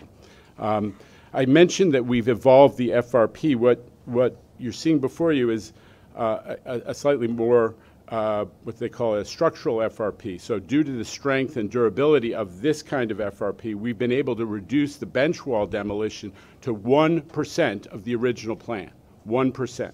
And the overall demolition, which includes that duct bank on the wall that I referred to earlier, is down to 7% of the original plan. So we're talking about a small fraction of the original amount of demolition, and we've been able to do it all without compromising the extended lifespan of the tunnel. This FRP approach that you're seeing before you, which is structural in nature, has been used widely in bridges, in pedestrian bridges, in supporting bridges. It was even used to strengthen structural members that had been impacted by earthquakes. So it has a lifespan that's estimated to be in the 100-year range. So we're talking about a very strong material.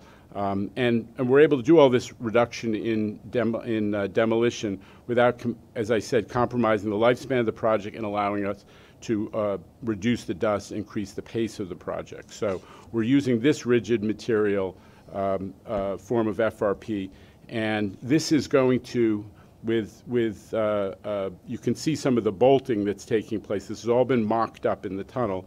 It's going to allow you to encase the concrete structure. So if there is, and we will, I emphasize we're going to be continuing to use monitoring devices to make sure that the underlying concrete structure is intact, or to know if it moves.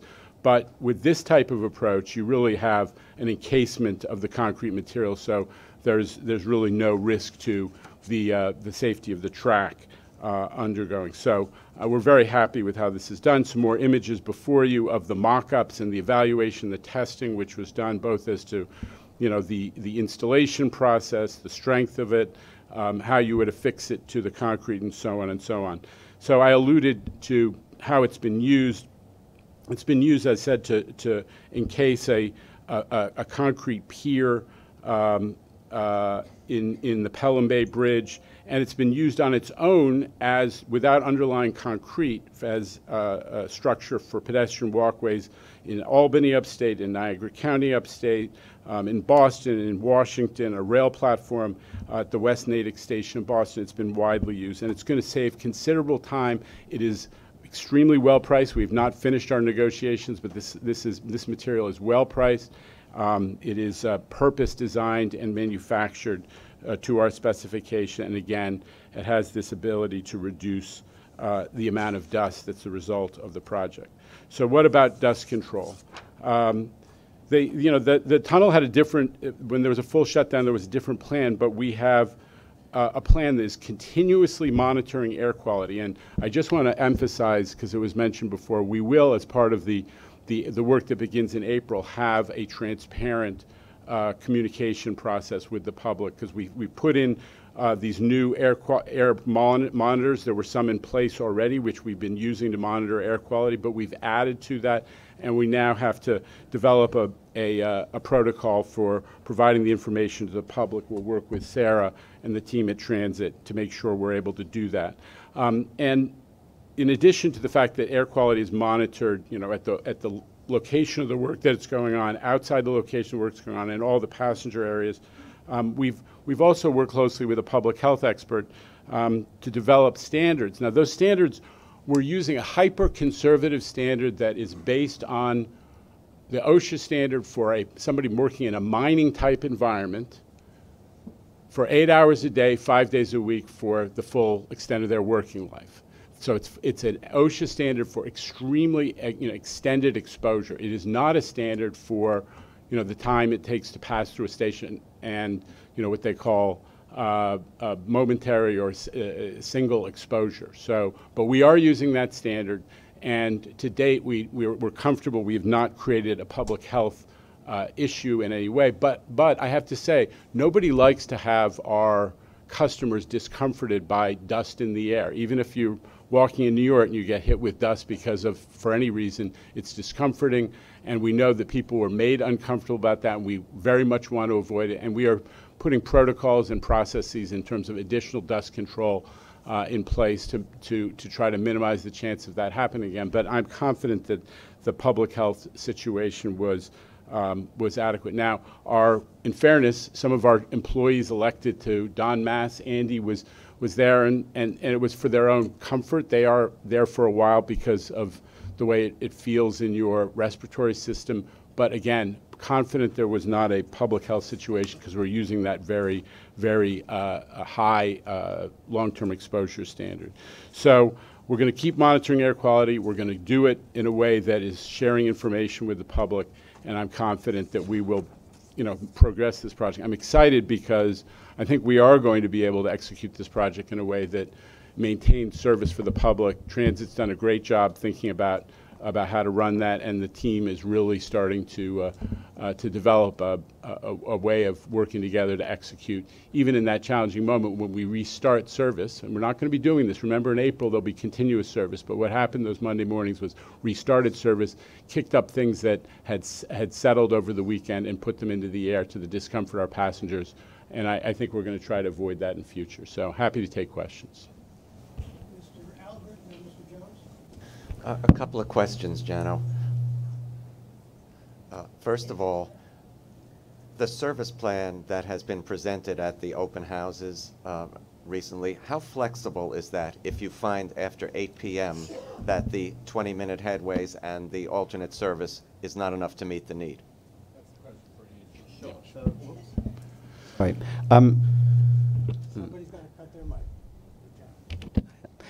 It is flexible, Commissioner, and whatever it takes, we're going to make this thing work. So don't forget, the majority of the plan, or the plan is predicated, just as the old one was actually, on people using alternate subway routes. So even though we'll still have 20-minute service through one tunnel, we will be stressing to people the benefit of using the alternate subways that are available, like the M line, for example. And there will be a bus shuttle that will take you down so that you can use that alternative. But we're also going to have extensive command and control on site so that we can see minute by minute if we are struggling to maintain the headways and or if we're building up an unsafe condition. We just will not let that happen.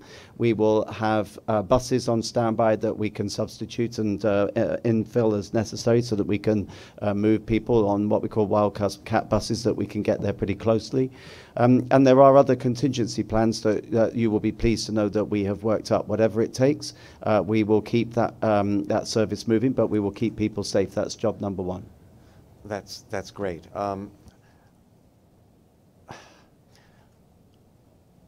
That being the case, will the travel planner that people will use on the MTA's own app and others, be modified to show that there is 20-minute headways and suggest an alternate route rather than using the L line for those periods?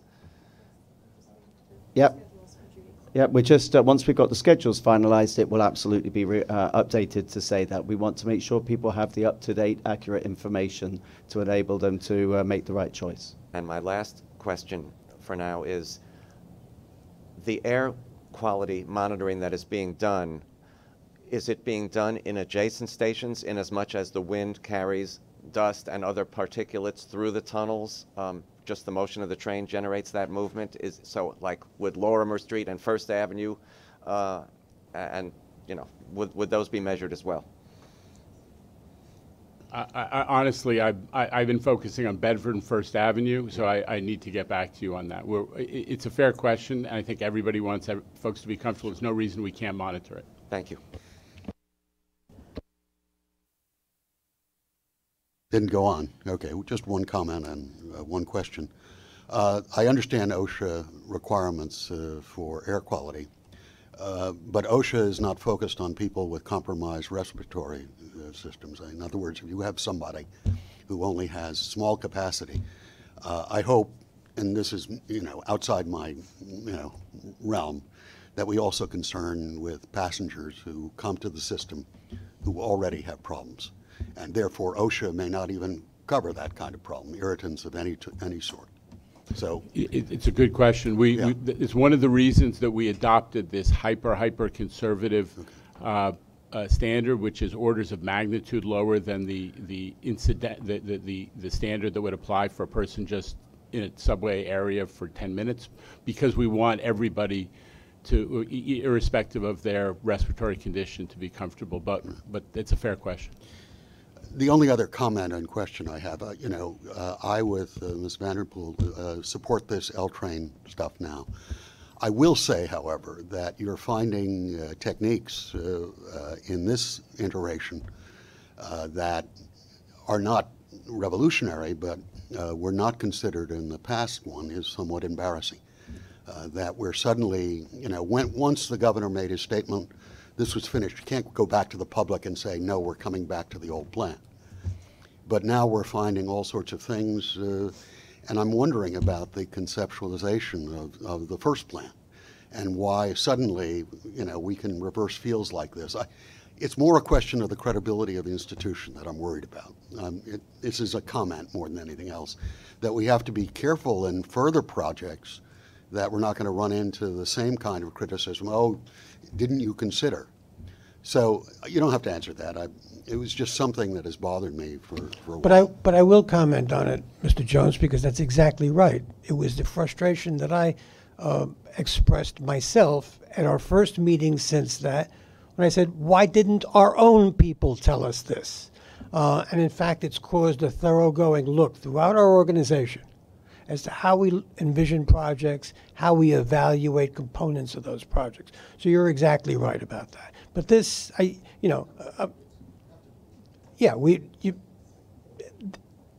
in the balance is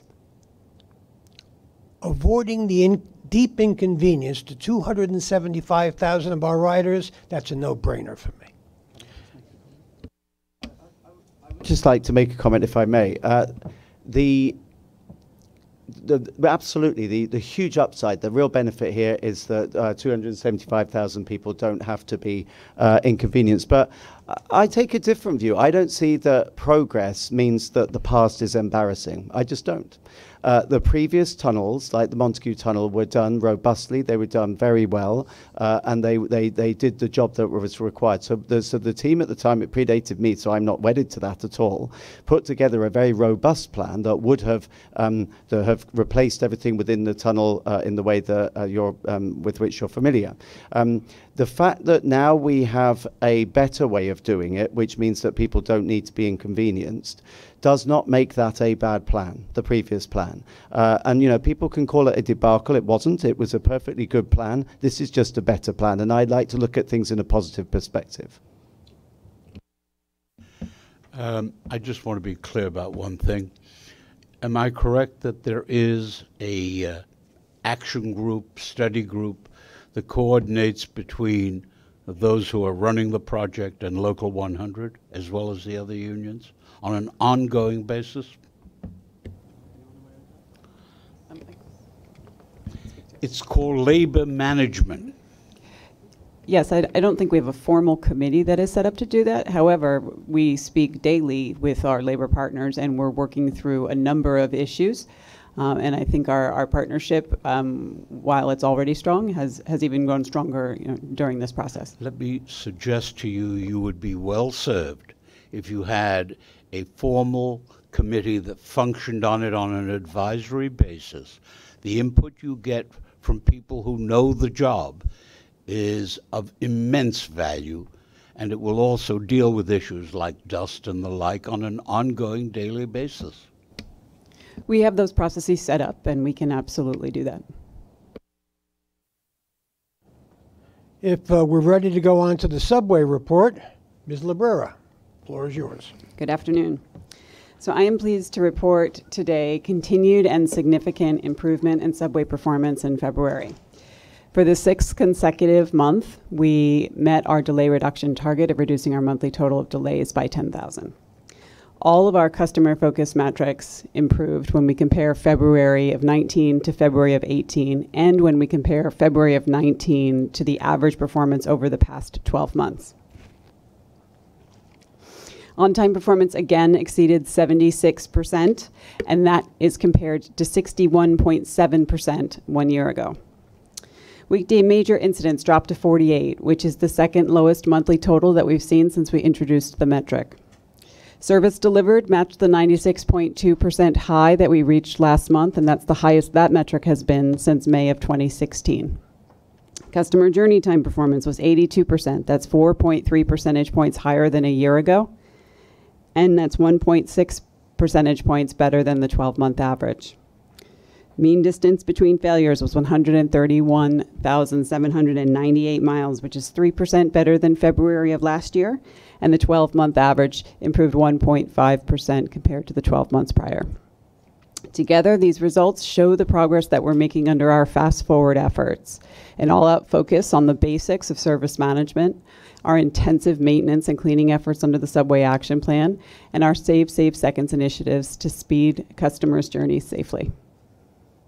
Beginning in April, subways will increase our delay reduction target from 10,000 to 18,000 delays a month. And this reflects our recognition and our commitment to continued service improvement. I would like to take a couple of minutes to update the board on additional inspection efforts underway to protect against loose material falling from the elevated structure. We take incidents of material falling from the structure very seriously, and we have taken and continue to take a series of actions to supplement our regular inspection and maintenance efforts. Number one, we conducted a system-wide inspection to identify and remove all unauthorized legacy work platforms that were connected to our structure. This work is complete. Number two, we've initiated an up-close inspection of our structure from the underside using lift trucks with combined maintenance and engineering teams. During these inspections, the teams identify and clear imminent issues that could result in fallen material. They probe and identify steel repair needs, and they remove any loose material from the structure. In order to accelerate this important effort, we've supplemented our in-house resources with resources from 4 additional outside companies. These inspections began along the 7 line. The 7 line is now complete, with the exception of one stretch of Roosevelt Avenue near Willets Point that's under road construction. We're coordinating with DOT to gain access for our lift trucks. Our engineering team has inspected from the street side visually that segment as well. Our close-up inspections are now continuing for the remainder of the elevated system. Oh, I'm sorry. Oh, I was one ahead. Okay. As you're aware, structural painting projects are currently in process for the 7-line elevated structure. The first phase is a $60 million project currently underway to paint between 72nd and 104th Street stations, including efforts to clean loose paint, dirt, and grease from the steel structure, as well as complete minor steel repairs. And the image up there is, I believe, 84th Street, where we currently have decking installed, and we're working in that location right now. The second phase is a $56 million project with an anticipated award next month for similar work from 48th to 72nd Street.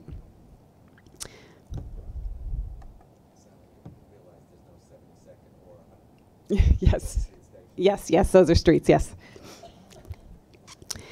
In addition to these efforts, we are also augmenting our regular track inspection programs to further protect against fallen track hardware. We've conducted a full topside inspection to identify and remove loose track material, debris, and hardware. We are now in the midst of 2 additional blitz inspections, one on the top side to identify and install any missing track baskets that are strategically staged at joints in rail to capture loose hardware and keep it from falling to the street, and you can see that in the image on the left on the screen. And 2, we're also conducting an additional underside inspection to ensure that clips that fasten our ties to the girder flange are secure and that safety retainers are in place. We're also reviewing and strengthening our inspection protocols. We're formalizing and documenting additional underside inspections for track components. We're enhancing track construction procedures to strengthen protocols and precision with respect to handling surplus material. And we're reaching out to sister agencies to learn about their inspection protocols and identify further enhancements. And those discussions we've already had with CTA in Chicago. We're committed to continuing to identify all opportunities to further enhance our procedures and efforts accordingly. This concludes my operating report. Ms. Librera. Mr. Albert. One comment, Sally. The weekend service delivered improvement is phenomenal. I can feel it, but the numbers definitely tell the story, and I hope you can keep that up because, as you know, weekends are when most people are the most frustrated. So, Ms. Vanderpool. Thank you. Congratulations again this month for all the improvements that we're seeing. So with regards to on-time performance, I think is the metric, the 2, the 4, and the 5 lines were recipients of modified service schedule adjustments that have had significant gains and benefits. Are there other lines that are candidates for that same sort of service adjustment so we can see those double-digit gains that we've seen on those 3 lines? Yes, we were able to, and I credit Judy McLean and her team, to look comprehensively at the A division and analyze running times and right-size schedules in the A division back at the beginning of 2018. The comparable effort in the B division has not fully happened yet, while we have done some analyses of individual lines and have some thoughts around which ones would be next for full schedule reviews. The system obviously is complex and the lines are interlined, which means that looking at the schedules for one line oftentimes means we need to look at a whole handful of other lines. With the Canarsie modification in terms of service, our scheduling team has been working on further schedule modifications to make sure that the alternate service plans have the appropriate level of complementary service. And I believe once those efforts are done, they will be turning their attention to strategic B division line running time assessments. Mr. Mer, oh, please, go ahead. I'll just add to that, though, and again, thank you, Sally and the team, Frank, for the fabulous attention to detail. That's what's driving this. Obviously, subway action plan fixing things, but save seconds is making a huge difference. The other point I wanted to make was don't forget the B division. A real impediment with the B division is that we can't see it as well as we can the A division in terms of the signaling system and the overview that the Rail Control Center has.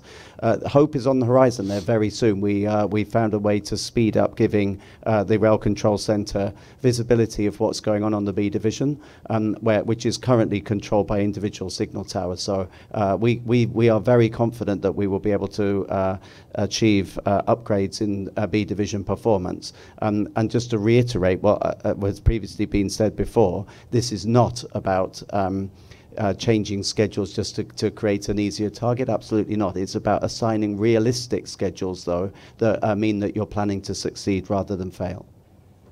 Ms. Vanderpool, you had something else. Thank you. Just a brief follow-up.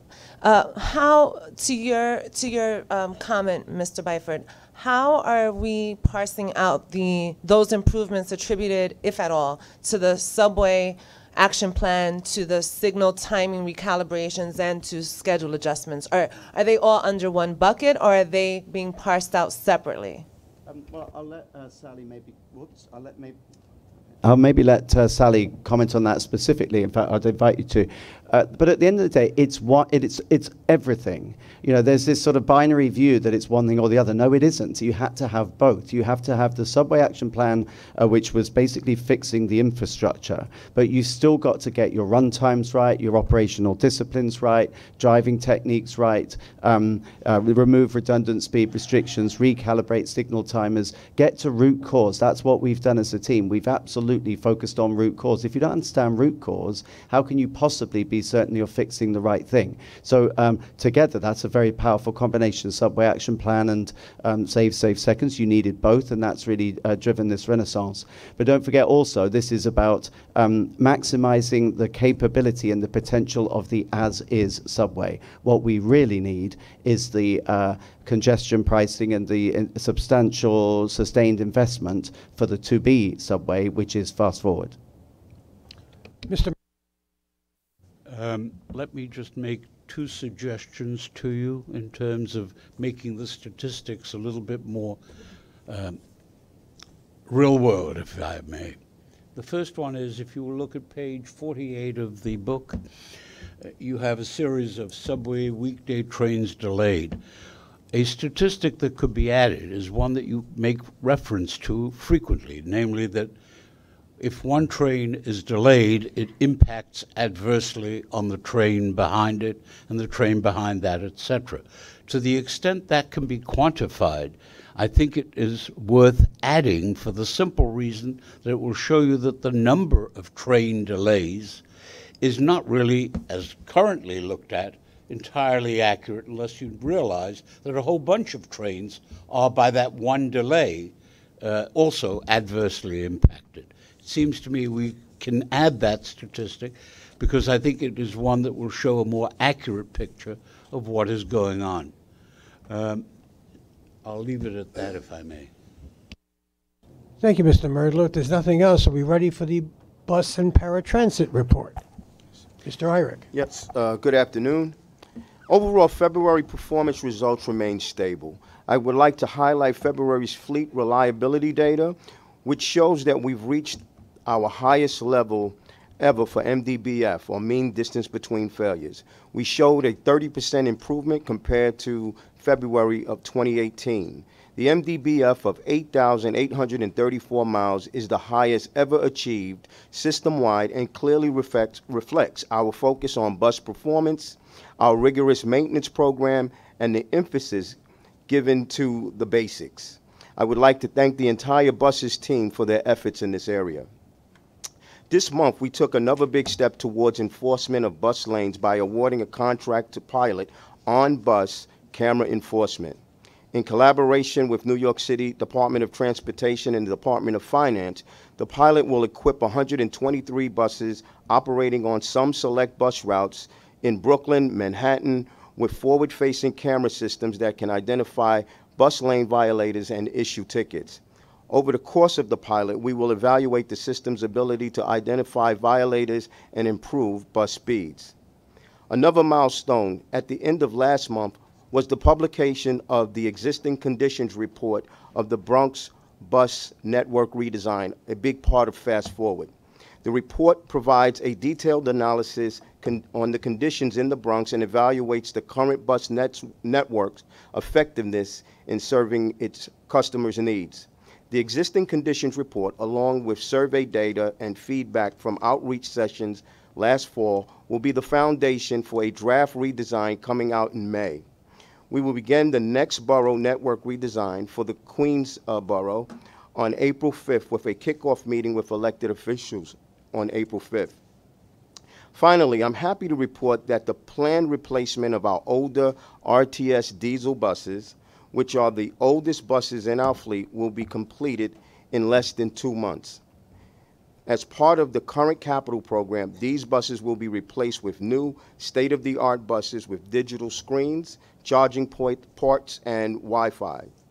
The board approved the award of the new Nova and New Flyer 40-foot buses to replace the RTS back in April of 2017, and we took delivery of the first new buses in May of last year, allowing us to progressively retire this older fleet.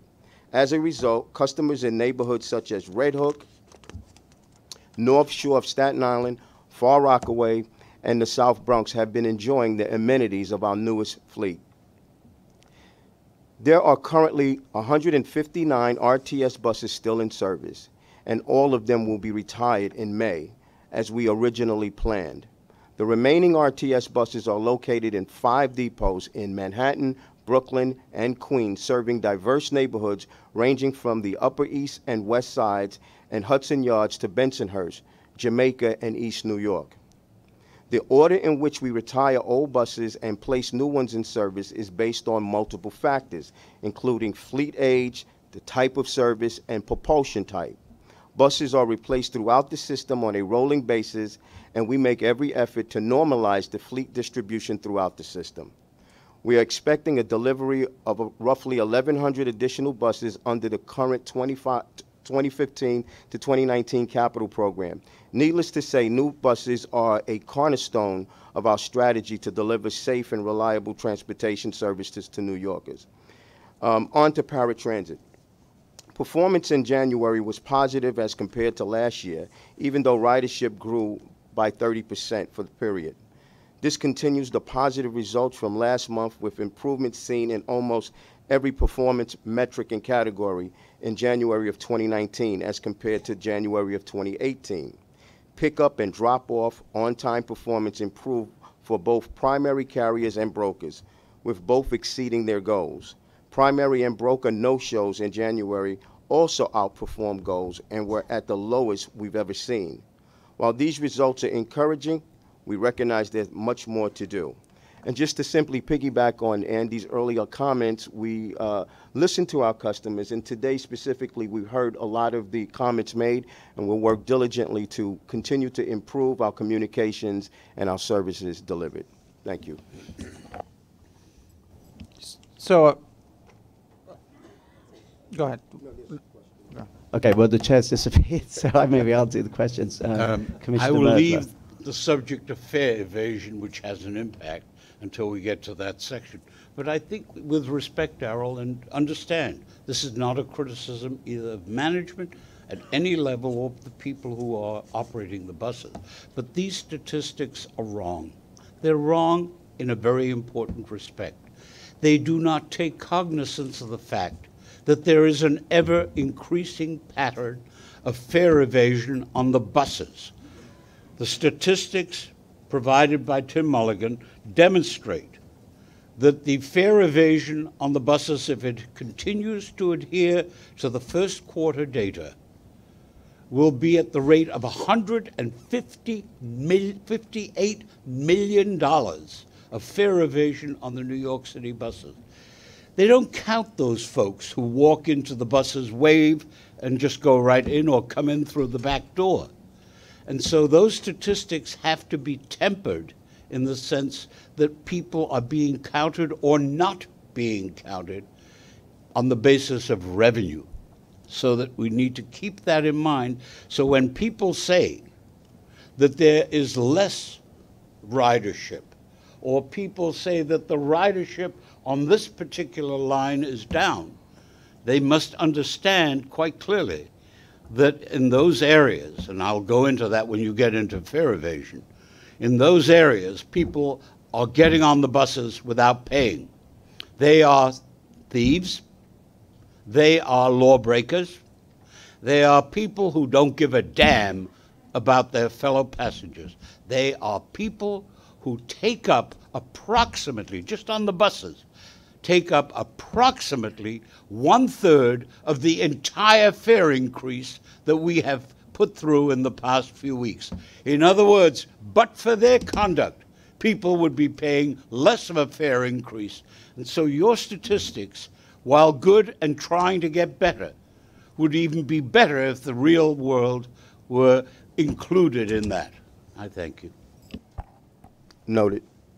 Ms. Vanterpool. Chief, I want to thank you and your team and the NYPD for ramping up enforcement of bus lane and moving violations. A 50% increase this time compared to last year is a significant improvement. And while we're still waiting for the metrics to catch up, we're not really seeing significant changes in bus speeds. Maybe just 2 of our 5 boroughs are seeing increases and the Bronx is flat, but I'm hopeful that in the months to come we'll see better bus speeds as a result of these efforts. So thank you very, very much for that. And then I am thrilled that we now have 123 more cameras on the buses to continue to enforce this. It's a huge improvement for bus riders, and we know that, so I just wanted to shout that out in particular. I also have some questions and thoughts about paratransit, but perhaps it's best if I wait until, okay. By the way, wait for it, because the news gets better on cameras. The news gets better on buses. I mean, this is a very solid report. It took a lot of work. This just didn't happen in 2 weeks, so. Could you talk me through the tech on the outward-facing cameras or on the forward-facing cameras? Right, so this is a pilot on 123 buses. It's a system that it picks up someone in the bus lane that has not turned or have not moved in a period of time and registers that and sends a signal back to a central command that produces a ticket. And then we work with the Department of Finance, and the MTA ultimately receives that revenue. So there's while it's not there as a revenue producer, it's really there to enable buses to move freely. Right. There is a secondary or ancillary benefit. Right, so it takes a photo Yes. of the car or the truck, sends it back, the photo is viewed, the Right. photo of the license plate, the photo is viewed, the ticket is generated, it goes to the violator. These are all outward-facing cameras. We don't have inward-facing cameras on MTA buses? We have some. We have, some. quite a few for Okay. security purposes, but this is something different. This is outwardly facing for the sole purpose of enforcing bus lanes. Excellent. You want to continue? I completed. Okay. Paratransit, Mr. Elagudin. Yes, so I just wanted to specifically talk about was raised by many of our speakers today, which is our transition of the Advanced Reservation e-Hail program to the Enhanced Broker program. So we've been working very diligently with the paratransit team, my team, to try to make this transition smooth. We really do believe that this will lead to better service in the long and potentially in the short term. It shows a real commitment by the agency to make the mode of taxi service a permanent fixture in accessorized service. We've spoken to many advocates throughout this process in trying to help them understand what the process is, as well as the benefits of the new program. We know there's confusion that was explained today. It is true that running two separate programs with many different users of many different profiles has made it a challenge to communicate this properly, and it's still an evolving process. We are still making tweaks to our enhanced broker service in terms of the different criteria that are used to assign taxi trips and on all various forms. But ultimately, when the transition is over, we will have a much greater capacity for sending our customers in taxis, which is something they've really enjoyed over the last few years. There'll be better training. There'll be better better tracking of trips. There'll be more robust service, including door-to-door service. There'll be random drug and alcohol testing, which hasn't been a part of the e-Hail program. So as we work through all this, we hope to steer the ship right, get our customers on board, and ultimately lead to better service. So that's brief comments, and I'll take any questions. Questions or comments from Mr. Olagudin? Ms. Vanterpool, and then, I'm sorry. No, go ahead. All right, and then Ms. Feinberg. Thank you. And thank you for those comments, Alex, and also President Byford for your comments at the onset of the meeting regarding communication and your acknowledgement that it could have been better. I just want to make a brief comment on that. There are many elements and aspects of work in this agency that are very difficult, but communication really should not be one of them. That is something that we as an agency should do well all the time, at least strive to do well all the time. And as I know many of you, maybe all of you, are incredibly concerned with the response from our customer base on Access-a-Ride and how the enhanced broker service was rolled out, the way information was communicated. And I'd just like to better understand that process, because I know there has been ongoing communication on a variety of different issues with our customer base. So I'm very confused as to how this breakdown of communication happened. Very specifically, if we were winding down advanced registration early March, why is it a few weeks later, March 17th, there was a press release? In other words, what precipitated that press release at that moment in time? And if we could just discuss how some of the elements of this were again communicated to our customer base, specifically with regards to choice. I heard some comments about choice being limited and how many of those who would do the advanced registration had the choice of a taxi, but now under enhanced broker, they may not have a taxi now. So their choice has effectively been limited or reduced. So if any of you might speak to some of those points. Sure. There's several different questions there, so I'll try to tackle them one by one. In terms of our communication to customers, it was somewhat of a trying period. We wanted to start the transition to enhanced broker March 1st, which is when we started. Our initial plan was to make sure all our call reps at the Access-a-Ride Command Center had the proper scripts, proper explanations, and proper reasoning and rationale for what we were doing. The majority of our customers, overwhelming majority, 95+%, are still making their bookings through the call center, and that is where we wanted to focus our efforts. We have a very large customer base, 150,000 plus, but give or take 20,000 had ever even used an e-Hail trip based on their own preference. So how exactly we figure out how to communicate in a targeted way, especially a program and a transition that was this challenging, because we've made numerous tweaks even in the 3 weeks since we started. So yes, could there have been other ways that we directly got information to our customers? Sure, but we also wanted to, we try to make the difference between the eHail on-demand program and the eHail advanced reservation program clear and also communicate together. We were hoping to make an announcement about on-demand at the same time as making the announcements on eHail advanced reservation. There was lots of timing pressure, lots of different forces, and obviously, if we have our customers showing up here today to tell us that we didn't get it right, we didn't do it right.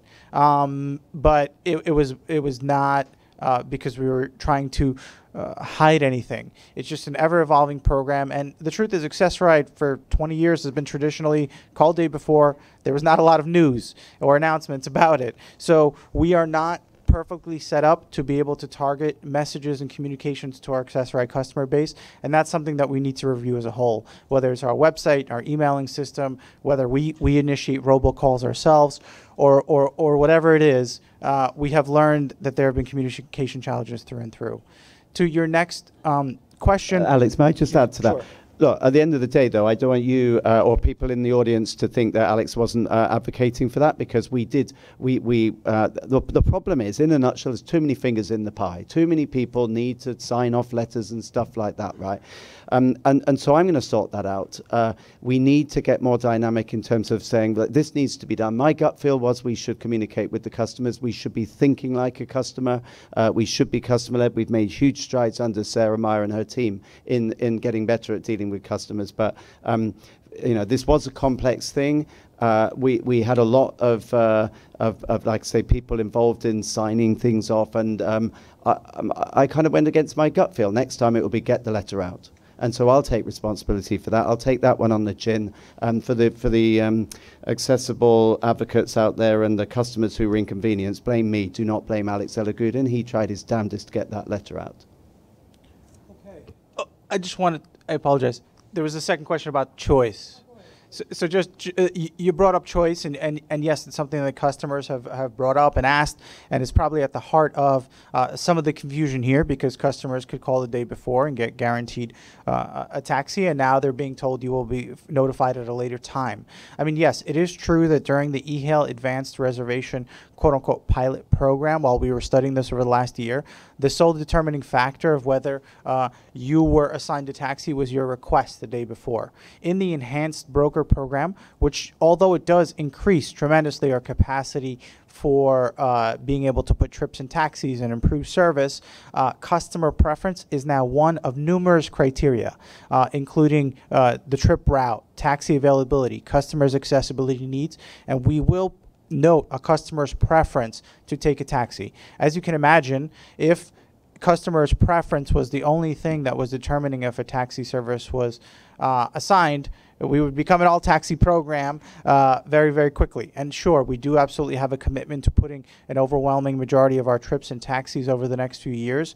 But the change to Enhanced Broker, in order for us to run an efficient and sustainable paratransit program, we do need some ability to control when taxis are utilized or not, based on the kinds of trips that we run. Yeah. So that is the best answer that I can give you. Oh, sorry.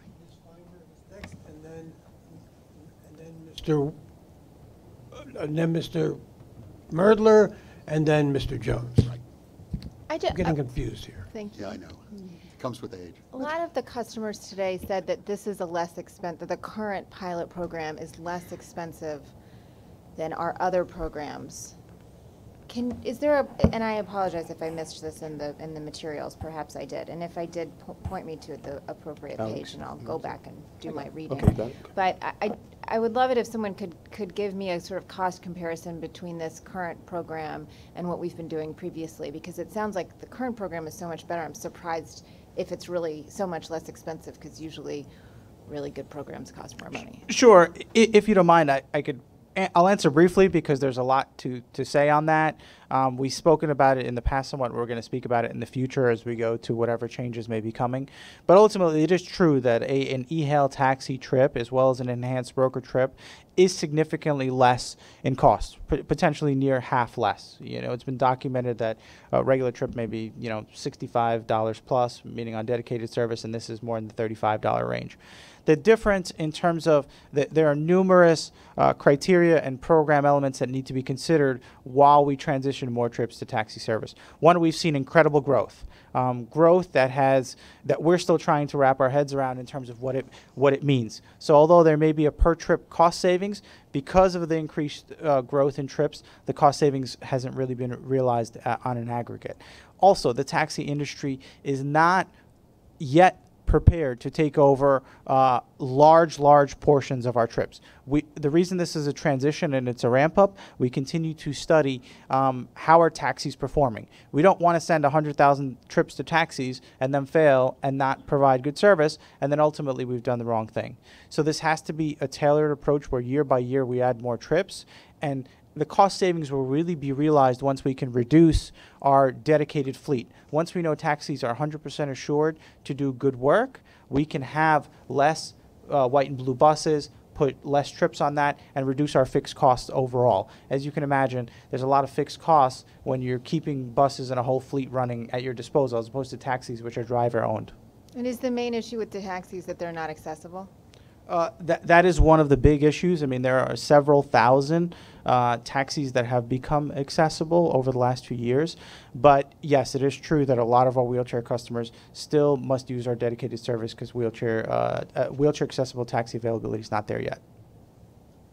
Okay, Mr. Merdler. Mr. Chairman, this is an area that I have deliberately not commented on for a while for a reason. It is called bias. Members of my firm, and I'm required to disclose this, members of my firm have acted as pro bono counsel with NYPIRG on behalf of the disabled in terms of litigation and other activities. And so I obviously have a bias. But I just wanted to make 2 or 3 points. One, this is not just an issue for the disabled. It is an issue for the elderly. And frankly, I am qualified to speak on their behalf. But the elderly have a constant problem in this area and are entitled to consideration as well. Number 2, this is an unfunded mandate by the federal government. It is one that costs the City of New York and the MTA approximately $500 million a year combined, city and state, unfunded, more than the entire fare increase that we've been talking about. Where does the responsibility for funding and then expansion lie? It is not with the city, it is not with the state. It is with the federal government, and it's about time that the advocates made it very clear that the federal government has an absolute responsibility and that this president and this Congress have an absolute mandate to provide the money to take care of the elderly and the disabled, and they are failing in that responsibility. Number 3, this morning we heard a fair number of people make critical comments of the staff of the MTA in this area. That is about as unfair an accusation as I've heard in a long, long time. I have never met more sensitive, conscientious, and dedicated folk than there are in New York City Transit working today to aid the elderly, to aid the disabled, and to move it forward. They view it as a moral responsibility and as a public imperative, and I think it's only fair that the advocates recognize that and stop attacking them. Thank you for your comment, Mr. Merdler. Mr. Jones. I'll just chime in that costs have to be laid out to the public. We cannot just be a punching bag here without recognizing what the cost structures would be. I think it's imperative for us, as we go to Albany, as we go to Washington and the city, that we lay out exactly how much this will cost and what our program is around that, because otherwise we do look like, you know, the Grinch. So, and I think we really, you know, in a system that's so overstressed already, that has so many needs, we have to lay this out and have the advocates not beat up on us necessarily when we're in the right, but also join with us in advocating for new resources to underwrite this. That is a point well taken, Mr. Jones. Ms. Vanterpool? Alex, just a quick follow-up question to something you noted earlier. Is there a target date or anticipated date for when the industry might be able to fully accommodate our needs? Well, in the short term, meaning that the target numbers that we've set to move taxi trips as part of our overall trip volume for now, and it's not 100%. I mean, if we got to 60% of all of our trips this year, that'd be great. More specifically, the transition in terms of the amount of trips that were handled in eHail Advanced Reservation to get a similar number of trips or more done in the enhanced broker service, we anticipate and hope that it will happen potentially in the next few months over the summer. The reason being is because drivers are being held to a higher standard, meaning random drug and alcohol testing, new trainings, all kinds of new things. Our vendors, that is CURB and CTG, are training and certifying drivers to be able to participate as quickly as possible, but it's thousands and thousands of drivers that need to go through this new protocol, which means that the ramp-up period is several months. I certainly believe that by the end of the summer, we'll be able to do, as many trips as we had hoped. So it's a slight delay in terms of the ramp, the transition from advanced, which is at the end of April, but we believe that over the next few months, we'll be able to achieve it. Are we ready to go to the strategy and customer experience report? Ms. Meyer. Oh, you didn't do. Sorry. My accessibility report on subways and buses. Sorry. Apologies.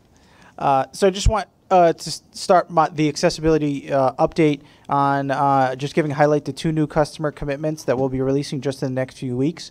We're releasing a new accessibility dashboard. This accessibility dashboard is really one of the initiatives my team has pushed forward to show that elevator downtime is not the only accessibility metric that we can measure in our system. There are other metrics and data that we can show how customers are able to utilize the system. So one of the statistics on there will be data on reduced fare Metro card usage, how much, different categories, which stations, and throughout the system, just to show how much that is being utilized, and it's a lot. We'll be also showing bus ramp deployment data, so how much bus ramps are deployed at a borough level and then potentially on different routes as we go forward, to show how important this feature is.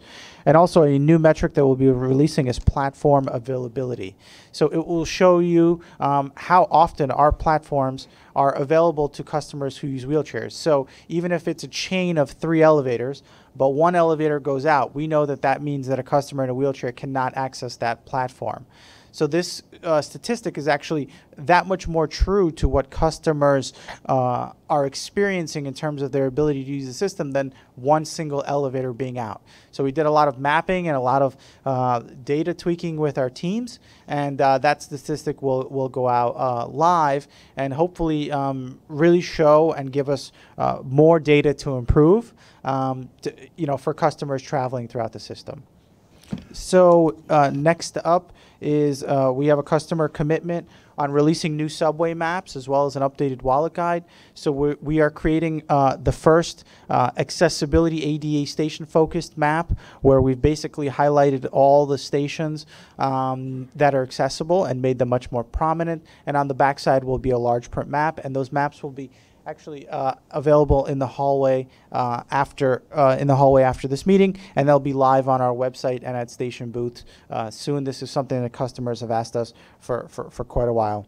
We're also continuing our engagement with customers. We had a major workshop with the blind community, showing them all kinds of new features and possible solutions, including wayfinding through our stations. We had 20 blind advocates actually in this room, going through all kinds of different features and tactile tactile pathways and navigation apps, and we're super excited about some of the technology and features that we'll be releasing this year and next year, specifically for those who have visual impairments. Another area of focus has been how we communicate to customers directly in our subway cars. We consistently hear from the deaf community and those who are hard of hearing that we have these announcements that often say, listen up to train crew announcements, and they send me that picture often saying I can't listen. So we'll be updating some of our messages. This is a complex problem that will actually take probably years to fully resolve. It'll include, more robust functionality in the MyMTA app, using all our screens to their full capacity. But we have heard from our deaf customers that they need to be getting announcements from us in a more clean fashion, and this is one step that will be one update that we'll be releasing in the next few weeks, but we have a lot more work to be done on this. Just a little plug, our committee for transit accessibility continues to take applications. We've gotten a good amount, but we welcome everybody to apply, and the Stantec study is also moving forward, and we studied, I believe, 40 stations since the last time I reported, and we're on pace to get the whole system done, by the end of the year. So I'll take any questions. And Mr. Merdler. I have a few questions. Regarding the accessible stations, when can we as a board expect to see the list for 2019? For 2019? What do you mean specifically? The remaining stations that are being an updated studied. report. Yes. Yes. I think that by the next board meeting we'll be able to release that, and you'll see the updated spreadsheet.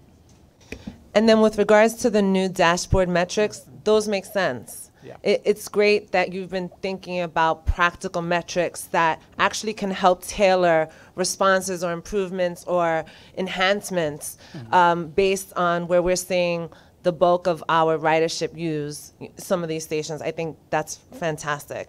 Is the only metric for measuring the accessibility to pathways the elevator metric that you provided? Yes, I mean the metric is meant to measure accessibility of each platform. So not of just each elevator, but of the platform itself. So what does it take a customer to get from the street to the platform? Often several elevators. So we've kind of matched them as a pathway and said, how often is that pathway available to you? So imagine you have a ramp, ramp's 100% uptime. You know what I mean? Or if you have, 4 elevators, but one goes out, it takes them all out. So we've measured it in that way, which we think is very true to how customers travel.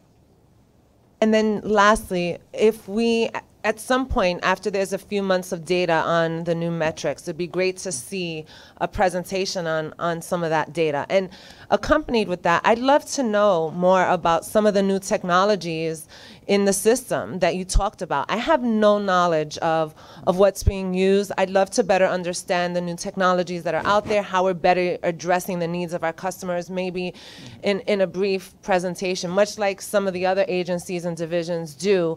I would love to learn more about this in a few months. Absolutely. We haven't previewed it and it hasn't been publicly stated, but we're working on a big project probably for Q3 of this year where we're going to be showcasing a dozen new features for our stations, and we're going to create like a lab where persons can literally go for several months and comment. So as that project gets closer to being a reality, it's something I've been working on for my first day here. I'll be happy to make a presentation on all the different features that are being considered and what the future of accessibility can look like in our system. Permit me to give you 2 additional burdens and suggestions. First, when someone is entrapped in an elevator, if he or she is claustrophobic, the damage is incalculable. And if they are already either seniors or disabled, that damage is multiplied. So you need to consider that in terms of the repairs of elevators in the period of time. When you have them out 6 months at a time at Grand Central, that's just unacceptable by any standard. Number 2, the issue with some of the people who are hard of hearing, whether they qualify as being deaf or not, is frequently people who speak too fast. And so I think you need to bear that in mind in terms of your people who make announcements. If they speak in a fashion that they can be understood, that is a plus. Absolutely. Thank you.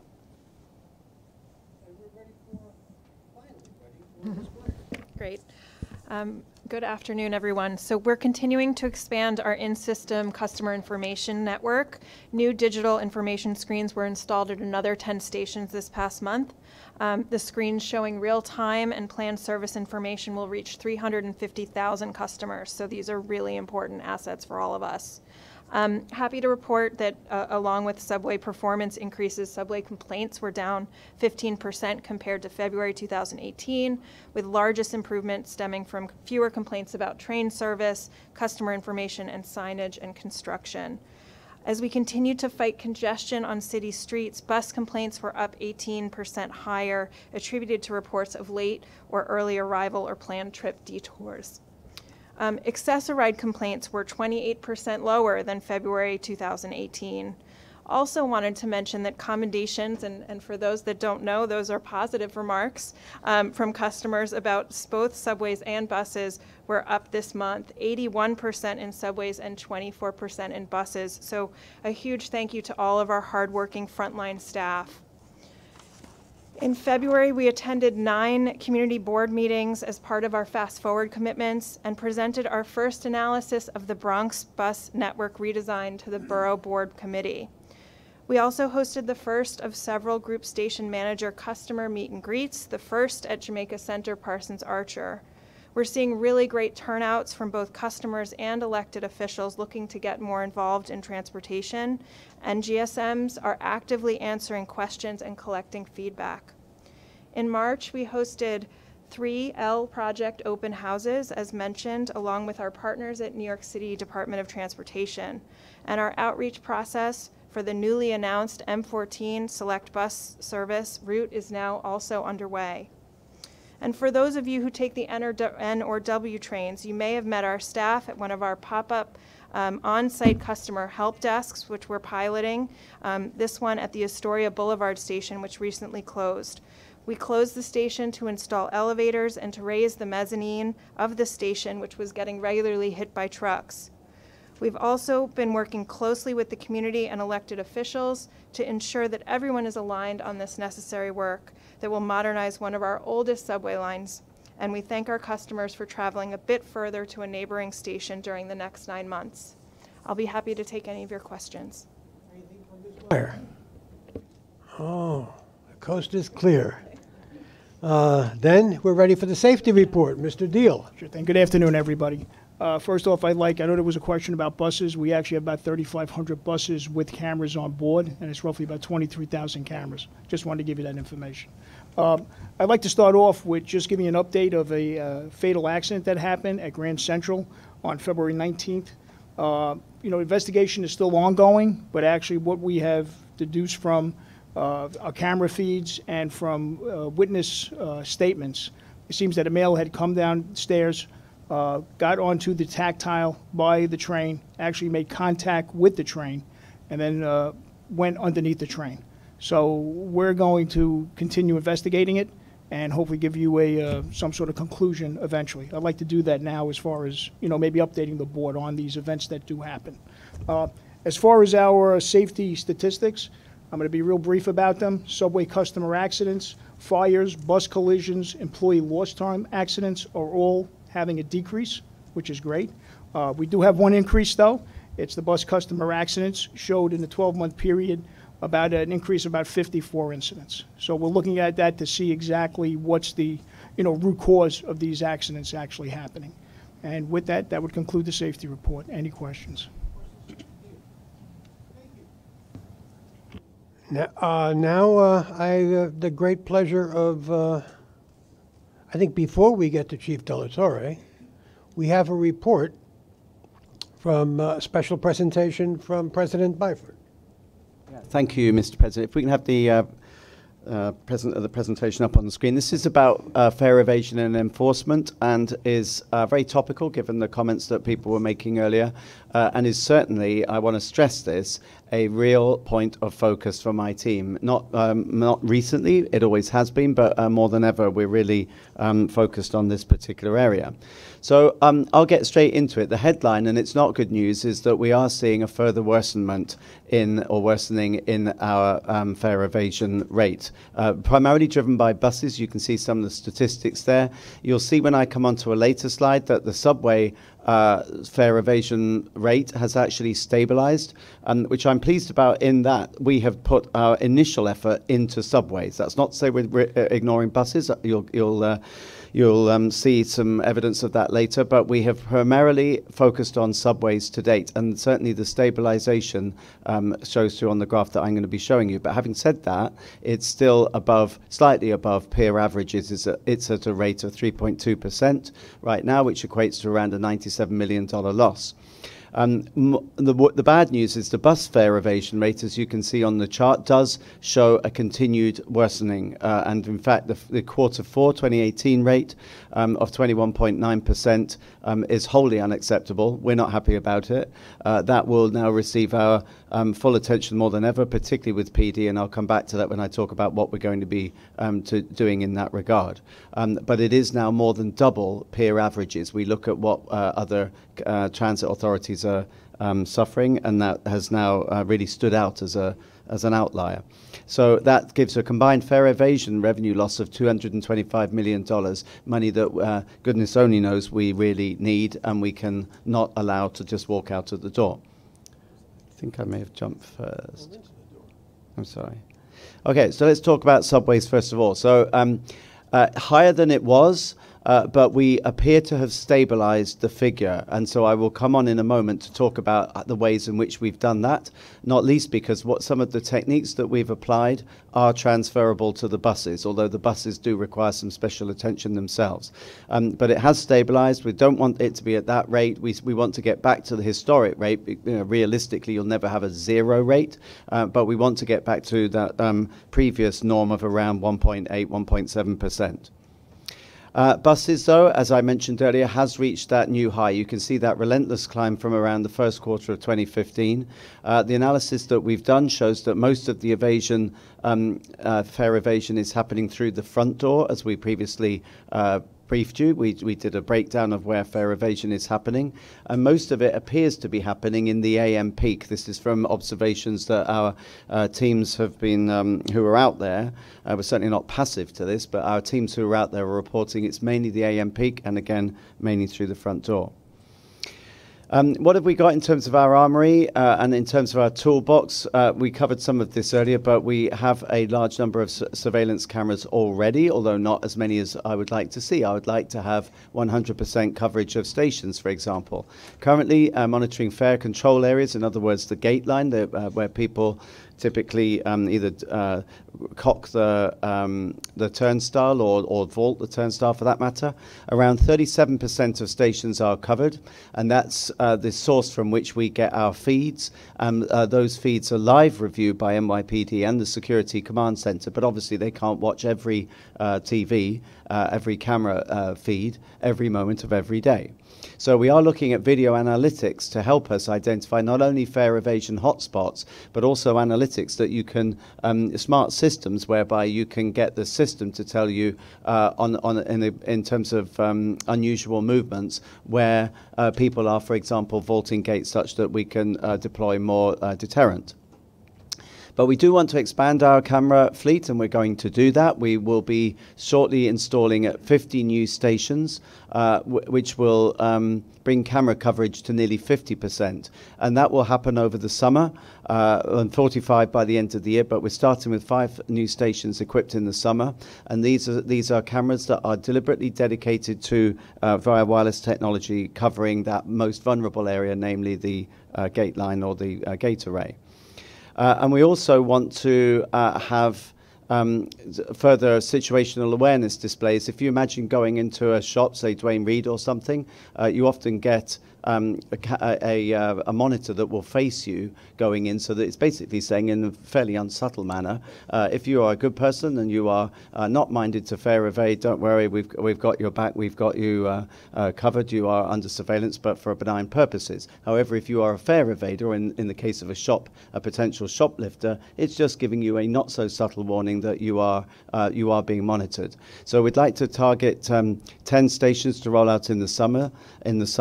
There will be associated cameras, and this will really reinforce to people that this is a controlled area, and that if you are minded to evade the fare in these selected stations, we will have the technology to be able to subsequently prove what you did and who you were. So on to the buses. Buses, we currently have, you're aware of the Eagle teams that we currently have deployed on the SBS route, the 17 SBS routes that are covered.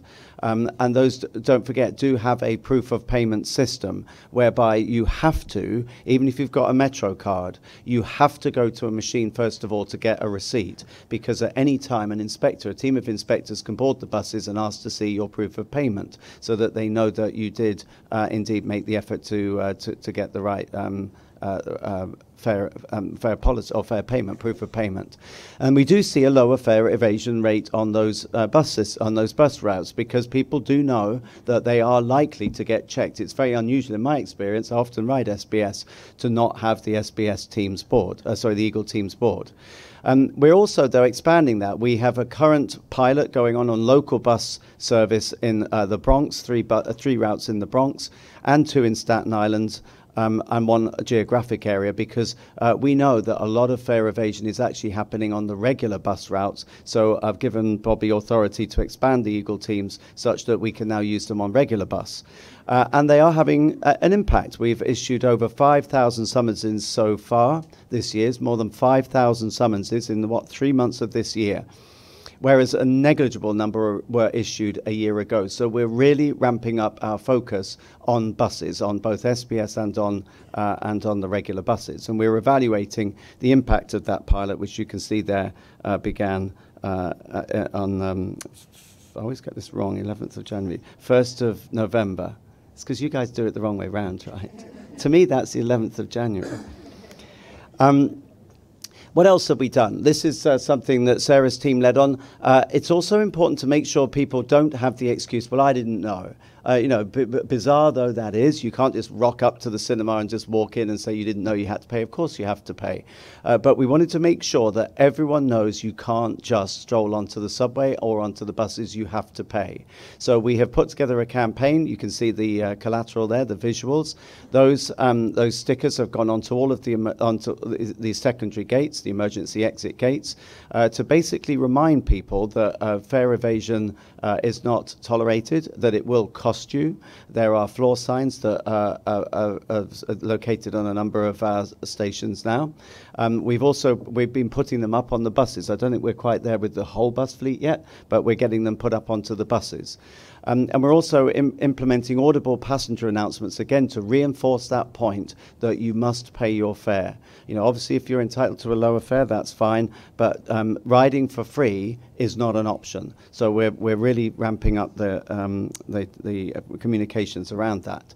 We're also strengthening, target hardening those areas of vulnerability. So in conjunction with the chief, we did reactivate the alarms at a number of targeted gates. Now, we did that knowing we are mindful that in the past people found them annoying. So we only did it for a limited geographical spread. But what we wanted to see was, on a before and after basis, would that provide any deterrent? Knowing that the gate is going to set the alarm off if you go through it, would it in fact provide a deterrent? So we're just evaluating the findings of that now. We have increased and improved the maintenance of the gate mechanisms to make sure the hinges work properly so that the gate does shut. We've had a blitz with my group station managers of the magnets to make sure that the magnets are working properly and that you can't just yank the gate and get it to open. The magnets should be strong enough to resist that. At a number of the ESI stations, new half-height gates were put in, which upon reflection weren't high enough to preclude you reaching over to push the bar. So you can see there that was one of the stations where we've increased the heights such that you can't do that anymore. And we've also asked our wayfinders to just reposition themselves to be nearer the gate arrays, not to physically stop people, and I stress that, not to physically stop people, but to be there. I've done it myself, wearing an orange vest in the vicinity of the secondary gate. You may not stop the recidivists, you probably won't, but you may well stop the chancers. And that plus get more a higher likelihood of getting your ticket checked on the buses now, and also the signage. This is progressively upping the ante on fare evasion so that people really do know that evading the fare is not an option. And then finally, what else are we doing? We're also looking to increase our partnerships. We've already got the group station managers out there with the chiefs, neighbourhood community officers, and I think that's working really well, actually. So the group station managers and their staff and the neighbourhood community officers, coordination officers, because they are geographically assigned, they know who's who and they know what's going on and where. And so they have got great intel. They're building up good intel on the worst affected stations and the worst affected times so that we can do more plainclothes operations and we can take a harder line. We're also looking to work with the chief for a pilot for joint fare enforcement on subways using Eagle teams. We are accelerating an interagency fare evasion task force to make sure that we're covering all the various angles and things that need to be done. Basically increasing the focus on fare enforcement at all levels of NYCT. And going forward into the future, the big thing that is missing is we need cops on buses. We are talking to Chief De La Torre about that, but this will need to be with the assistance of the precincts. It is something that we need to take up with the Commissioner. We need police officers to be boarding buses to make it clear to people that you can't just get on for free. That will also have the side benefit of cutting assaults, I would suggest, because if you either see a uniformed policeman on your bus or police officer on your bus, and or you don't know if there's a plainclothes police officer on your bus, you're less likely to misbehave and to evade the fare. On the subway, we've already seen a big hike in the number of what are called C summonses and tab summonses. It hasn't yet reached historic levels, but we're ramping it up, so more people are getting caught and more people are being issued with tickets. And of course, the big hope on the horizon is the Omni system, the smart card system, which will provide proof of payment at any time, at any point, whether on your journey on a subway or a bus, you must have proof of payment. You will not be able to, in future, say if you're challenged, no, I put my money in the box or I swiped in. We will be able to ask you for proof of payment. So I'll go now to questions. The one thing I want to leave you with is before anyone challenges us that we're passive to this, no, we're not. Can we just fix it straight away? No. This is going to be a long, hard campaign, but it's one that we have to win. Before we have questions for President Byford, may I suggest to the committee that we hear from Chief De La Torre first and then address that as a package? Chief De La Torre. Sure. So first I'll read my statement and then I'll go into the fare evasion. Good afternoon, everyone. During the month of February, there were 13 additional major felonies than during the same month last year, 192 versus 179. Year to date, there have been 12 additional major felonies within transit, a difference of 3.2%. This is up till the end of February. For the first 2 months of this year, there were 6 additional felony assaults during the month and 8 additional robberies. Grand larcenies are down 1.6% with 4 fewer felony thefts. During the month of February, 33% or 64 of the total major felonies occurred in Manhattan, 38% or 72 in Brooklyn, 18% or 34 in the Bronx, and 11% or 22 in Queens. Okay, I've just lost page 2. That's page 2. There we go. As I mentioned last month, grand larcenies make up the bulk of the major crimes in our subways. In February, grand larcenies accounted for 59% or 113 of 192 of the total major felonies in transit. The overwhelming majority of crime in the system is property crime, and I point this out to highlight how important it is for riders to remain mindful of their belongings. With that, I thank you and welcome any questions or suggestions you may have. Now, I'm going to jump right into fare evasion because there are a couple of points I'd like to add to the President's presentation. So, along with all the other pilots that we're testing within the transit system, give me 1 second here. Let me see if I can get this frog out. Okay. Along with all the other pilots we're testing, this morning, I turned out 30 additional officers that I borrowed from other bureaus in the NYPD. These officers were stationed at 15 of our high fare evasion locations within the transit system. I'm going to have them out there probably for a good 6 weeks. They're going to be joined by wayfinders. They are not transit officers. They're going to be placed in front of the turnstiles and one inside the gate. The reason I'm putting one inside the gate is because egress in that gate is causing a lot of problems for us. So to get customers used to using the turnstile to exit as opposed to opening the gate for other people to enter, that's one part of it. The other part is having the police officer in front of the turnstiles. You know, there's no doubt in my mind that this is going to reduce fare evasion at these locations. The question is, when we pull the officers off in 6 weeks, will we see a long-lasting change in behavior in these stations by the riders who come there every day to use them? So that's an additional pilot we're working on now that we just launched very early this morning, which is probably why you can hear the frog in my throat. The second piece is that we've been actively engaged in conversation about the Transit Bureau standing up a unit to work on the buses along with the Eagle teams. It will not be a large unit. I need more personnel. But I've heard the concerns of the board, and I spoke to the commissioner, and I'm going to get a couple of more supervisors and stand up a small unit. We will pilot it in a designated area. We'll work with the Eagle team. The manner in which we do it, we're still discussing, and how to get the best results out of it. But we'll measure the response, the results, and once again to see if we can change behavior and gain more compliance on the buses. And if we take those results back, and we'll see where we go from there. Further discussions with the Transit President and the MTA.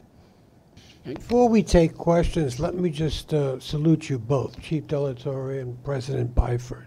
This is a thoughtful approach and response to a burgeoning problem that's probably become epidemic. I think it's sustainable, and we all have to step up and do our part. But we are looking at the results of the pilots that you propose, and I just once again want to commend, and I'm confident I speak for everybody around this table, commend you both on a very thoughtful initiative that promises to yield tremendous results for us as a city. Now, for questions. Mr. Albert, Mr. Merdler, then Mr. Jones. I echo Chairman Ferrer's accolades for both of you. This is a burgeoning problem, as Freddie has said. I see it every day. All walks of life are walking through the slam gates. It's just unbelievable. In the case of buses, it's costing service because you don't have those fare taps, those fare swipes. So it looks like there's fewer riders when there actually may not be fewer riders, just fewer paying riders, as Commissioner Merdler referred to earlier. I'm wondering if any study has been done about, in the subways, fare evasion at attended versus non-attended locations, and if you plan to put cameras at the non-attended locations. Okay. Well, let me just comment. First of all, you made a very valid point earlier, Commissioner. The way that we will be able to mitigate that ridership point that you meant is, as you mentioned, is as we progressively install automatic passenger counters on buses. So buses now come equipped with automatic passenger counters. So that way, even if someone doesn't pay, you still count them. And what we will be able to do is look at the difference between how many people got on the bus, what the average take was on that bus, to see does that give us further intelligence about where to go in terms of fare evasion. Unattended stations, Judy, have we got some intel on that? Well, just on the buses, I just want to clarify that we actually do go out and we do checks.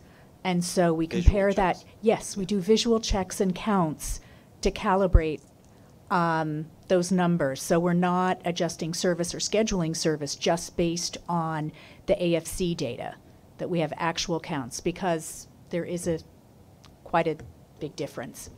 But having said that, APCs will just give us that more certain than any traffic checker could ever do. So in terms of the unattended entrances or entrances against the staffed entrances, I'd need to check with my team how granular that detail is, but I think it stands to reason that if there is no one there, you're more likely to chance it. So absolutely, they would be good candidates for camera deployment. Excellent. Mr. Chairman, some months ago, Commissioner Schwartz raised the issue of fare evasion together with Tim Mulligan's statistics in terms of addressing the question of fare increases.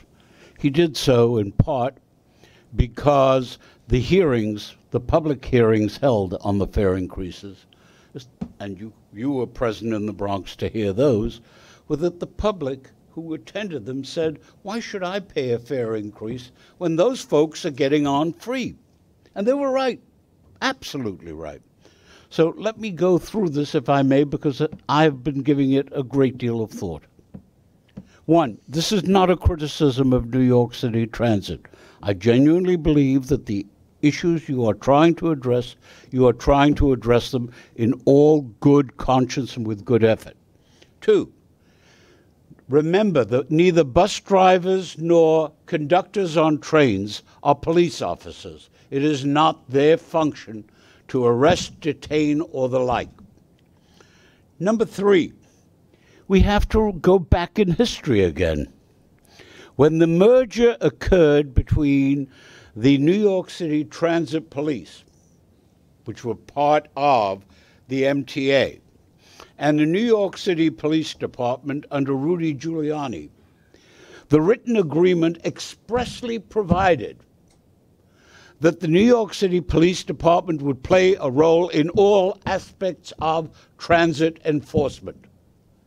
It has not done so with respect to buses. A police officer in uniform is worth 5 eagles, and perhaps more. So we need to come to grips with an issue that David Jones raised months ago, and with respect, I think he did partially erroneously. The thought was that the issue of evasion stems from areas of poverty, people who cannot afford and are forced to go in. So over the course of the past few months, a number of areas and a number of people have been watching this issue. On the number 10 bus in the Riverdale section of the Bronx, hardly a poverty area, 10 people got on a bus, waved to the driver, and sat down. In another part of that same, and that was the former district manager observing them. In another part of that area, they just got through the back door. The same kind of information has been confirmed from the west side of Manhattan, again, not a predominantly poverty area, by Commissioner Albert. And Staten Island has had this problem, and everybody's known it for years, and has pointed to it. Again, not a poverty area. So what is the issue? It is people who are freeloaders who are encouraged to do this because there's no enforcement. Look at the statistics. The moment the district attorney of Manhattan said he was not going to criminally enforce, the statistics went rapidly up. It was an open encouragement to lawlessness. That's all you can say about that kind of conduct. Ineptitude in the nth degree. So now where are we in terms of trying to do something about it? I suggest to you there are, in addition to the points that President Byford has made, the following options. One, the New York City Police Department will live up to the merger agreement, and it will provide bus support by way of police officers, uniformed police officers.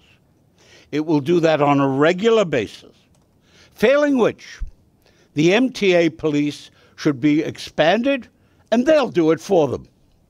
or the New York State Police will come in and do it for everybody. That's proven to be effective on the bridges and tunnels by having the state police. The New York City Police Department is exceptionally able. It is led by exceptionally able people, including the chief. But unless they get the authorization from the mayor and the commissioner, their hands are tied. That's number one job. Untie their hands, give them the manpower to do it, let them do their job. Number two, cameras are a partial answer, but they are only partial if those who watch the cameras and then issue summonses have at the other end an enforcement officer who assesses a fine or who assesses some form of consequential punishment. You can have all the summonses in the world, you can have all the cameras in the world, but if there are no consequences, not worth a tinker's damn. Number three, gates. On all of these points, we have to go back again in history. The gates were much less of a problem at a time when we had attendants in the subways who would buzzer in the people who could go through the gates because they were eligible to do so. They were eligible because they were people who had free rides by way of being public servants, or they were people who had disability. It's time we took a good hard look, and I know it costs money. It's time we took a good hard look at returning in many stations the attendants who watch and monitor the gates. That will relieve the police officers in time, that will relieve others in time. It is something we need to look at. And again, it was something we abandoned as a cost measure in the 2008-2010 period, and we are now paying the price for it. Understand what that price is. If we keep up with what we have now in terms of increased evasion, we're talking about $266 million for this year, as compared with $219 million for last year, thanks to the statistics that were compiled and for which I'm eternally grateful to Tim Mulligan for putting them together. But $266 million is more than half of the entire fare increase, so that you could have avoided half of the fare increase if those deadbeats had not been allowed to get away with it.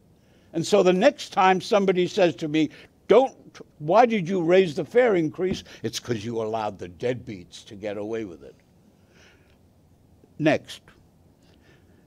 It is very... Mr. Merdler? I'll finish up with one more point, if I may, Mr. Chairman, all right? Thank you.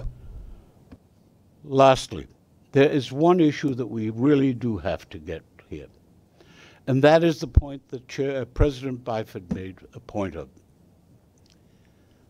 There is a certain romance that some ascribe, I do not, that some ascribe to beating the fares, to be a party to fare evasion. And I think it's time that we stop that. It's time that we made law enforcement officials, whether they be judges or district attorneys, do their job or quit. The police can do all the work they can and be effective in it. The members of New York City Transit Management can do their jobs and be effective in it. But if the people whose task it is to enforce the law fail to do so, then perhaps it's time for the appointment of a special prosecutor to handle it and do it for the job for them. And I thank you. Mr. Jones. I'll try to be brief, Mr. Chairman. I will disagree with my colleague in my representation of that there was selective enforcement going on. In 2016, 93% of those stopped and prosecuted were black and Latino. There was virtually no enforcement going on in other parts of the system. I was told that by, not this chief, who's done enormously steps to get this better, that they went where the crime was. It just so happened, it happened to be all black and Latino neighborhoods. That's what I was disagreeing, selective enforcement. So once having said that, I think the fact that now the system is going to look system-wide, that it is not just a question of people in poor communities or people who are of color also engage in fair. Let's even the playing field somewhat. That's my argument. The other thing we've been talking about is hopefully, I've worked for 3 years for a half-price fare, which is now being implemented much slower than I'd like. My staff was briefed by the mayor and head of the city council that the rollout will take effect really in 2020. So hopefully we'll start to see what I see as economic decisions to fare evasion will start to go down somewhat. I would say, however, that at least in the work I've done with legal aid, both in Brooklyn and the Bronx, that for people who fare evade because of economic issues, that we should take a nuanced approach.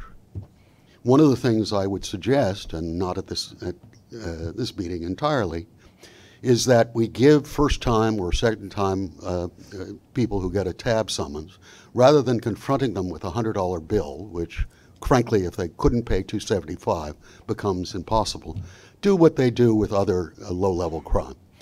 You can pay, you have a box you can check, I'll pay the $100, or a box you can check, I'll have to see a video of people talking about just what happened to them when they engaged in fare evasion, and they have to sit for an hour supervised.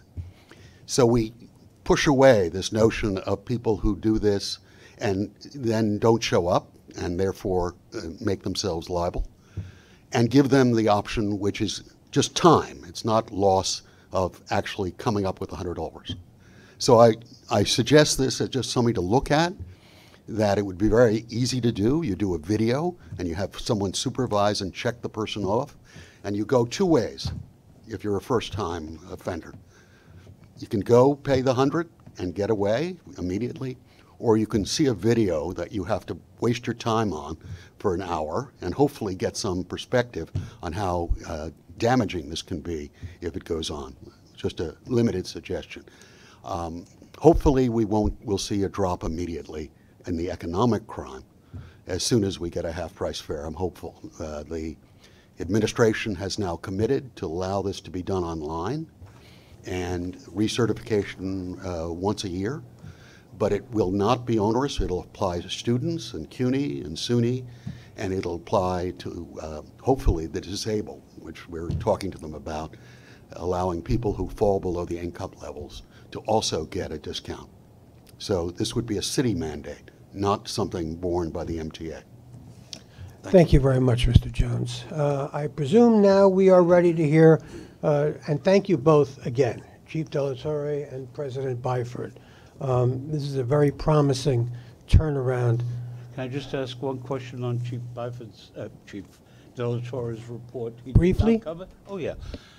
I understand that the anti-Semitic hate crimes are again increased. Is that correct? Yes, I'm sorry I didn't get to that. I was rushing into the fare evasion. But yes, we're looking at 12 overall bias crimes for the first 2 months of the year versus 4. Of those 12, 2 of them involved assaults, and we have arrests. And of the other 10, they were all anti-Semitic graffiti. Our bias crimes, including the graffiti, are spread across 8 different districts around the city. As you know, when we have repeat offenses, we take steps where we have a chance of capturing somebody, and we put up covert cameras at different locations around the city where we think we're going to have another incident. Not having a lot of luck with that yet, but what we do is when we do capture somebody, we have our vandal squad and our transit robbery squad and bias unit come out and try to match up that graffiti to other locations around the city. And we often have a lot of luck there with charging somebody multiple times. It's a small group of people, unfortunately, that seem to get entertained by doing this. And it's something we're not going to tolerate, obviously. Thank you very Yes, much. Thanks. Thank you. Now we're ready to go to the varied and sundry finance reports.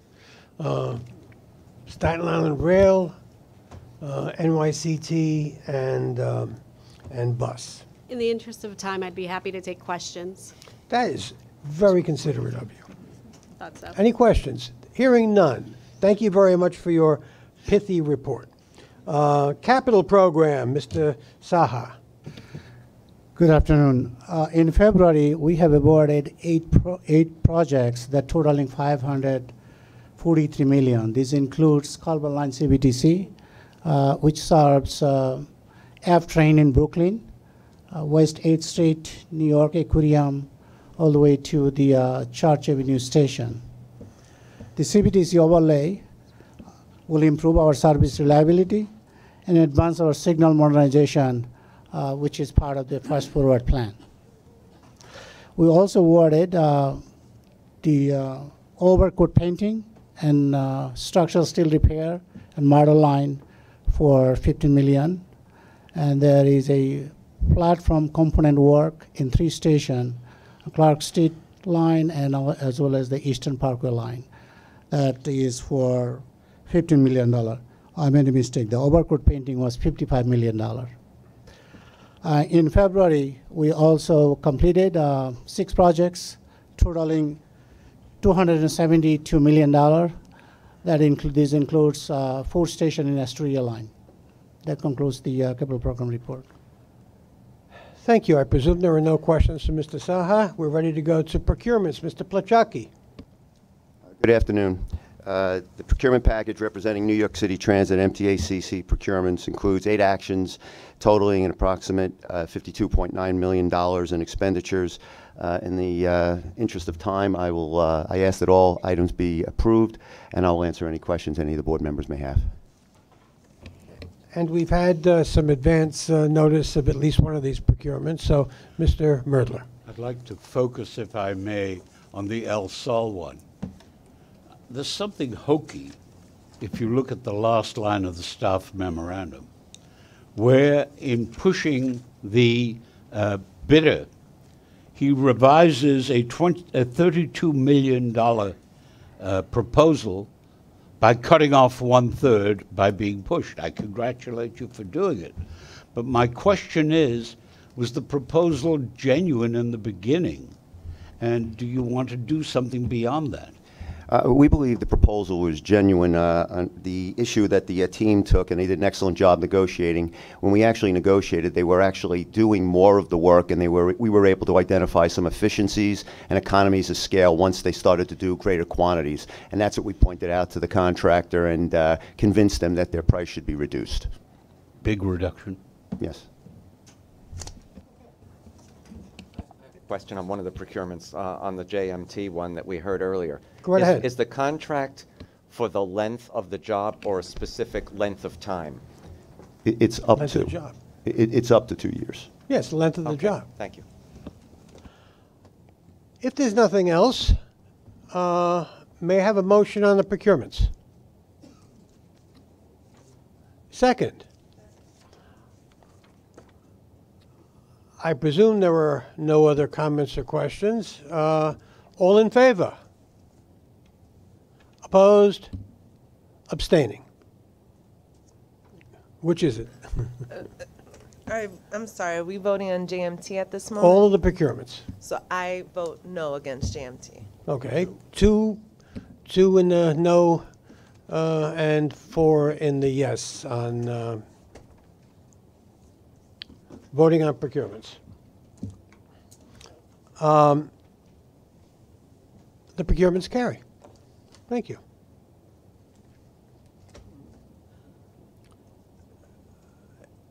Standard and follow-up reports, Mr. Byford? Yes, Mr. Chairman, there's 3 standard follow-up reports in the book this month: the Metro Card Report, the Transit Recidivism Report for the 4th quarter of 2018, and the Fare Evasion Report for the 4th quarter of 2018, and they can all be seen in the book.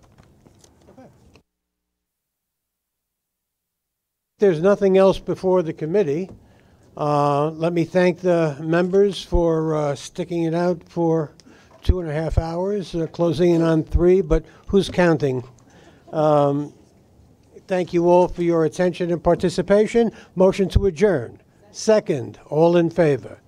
This meeting is adjourned. Thank you.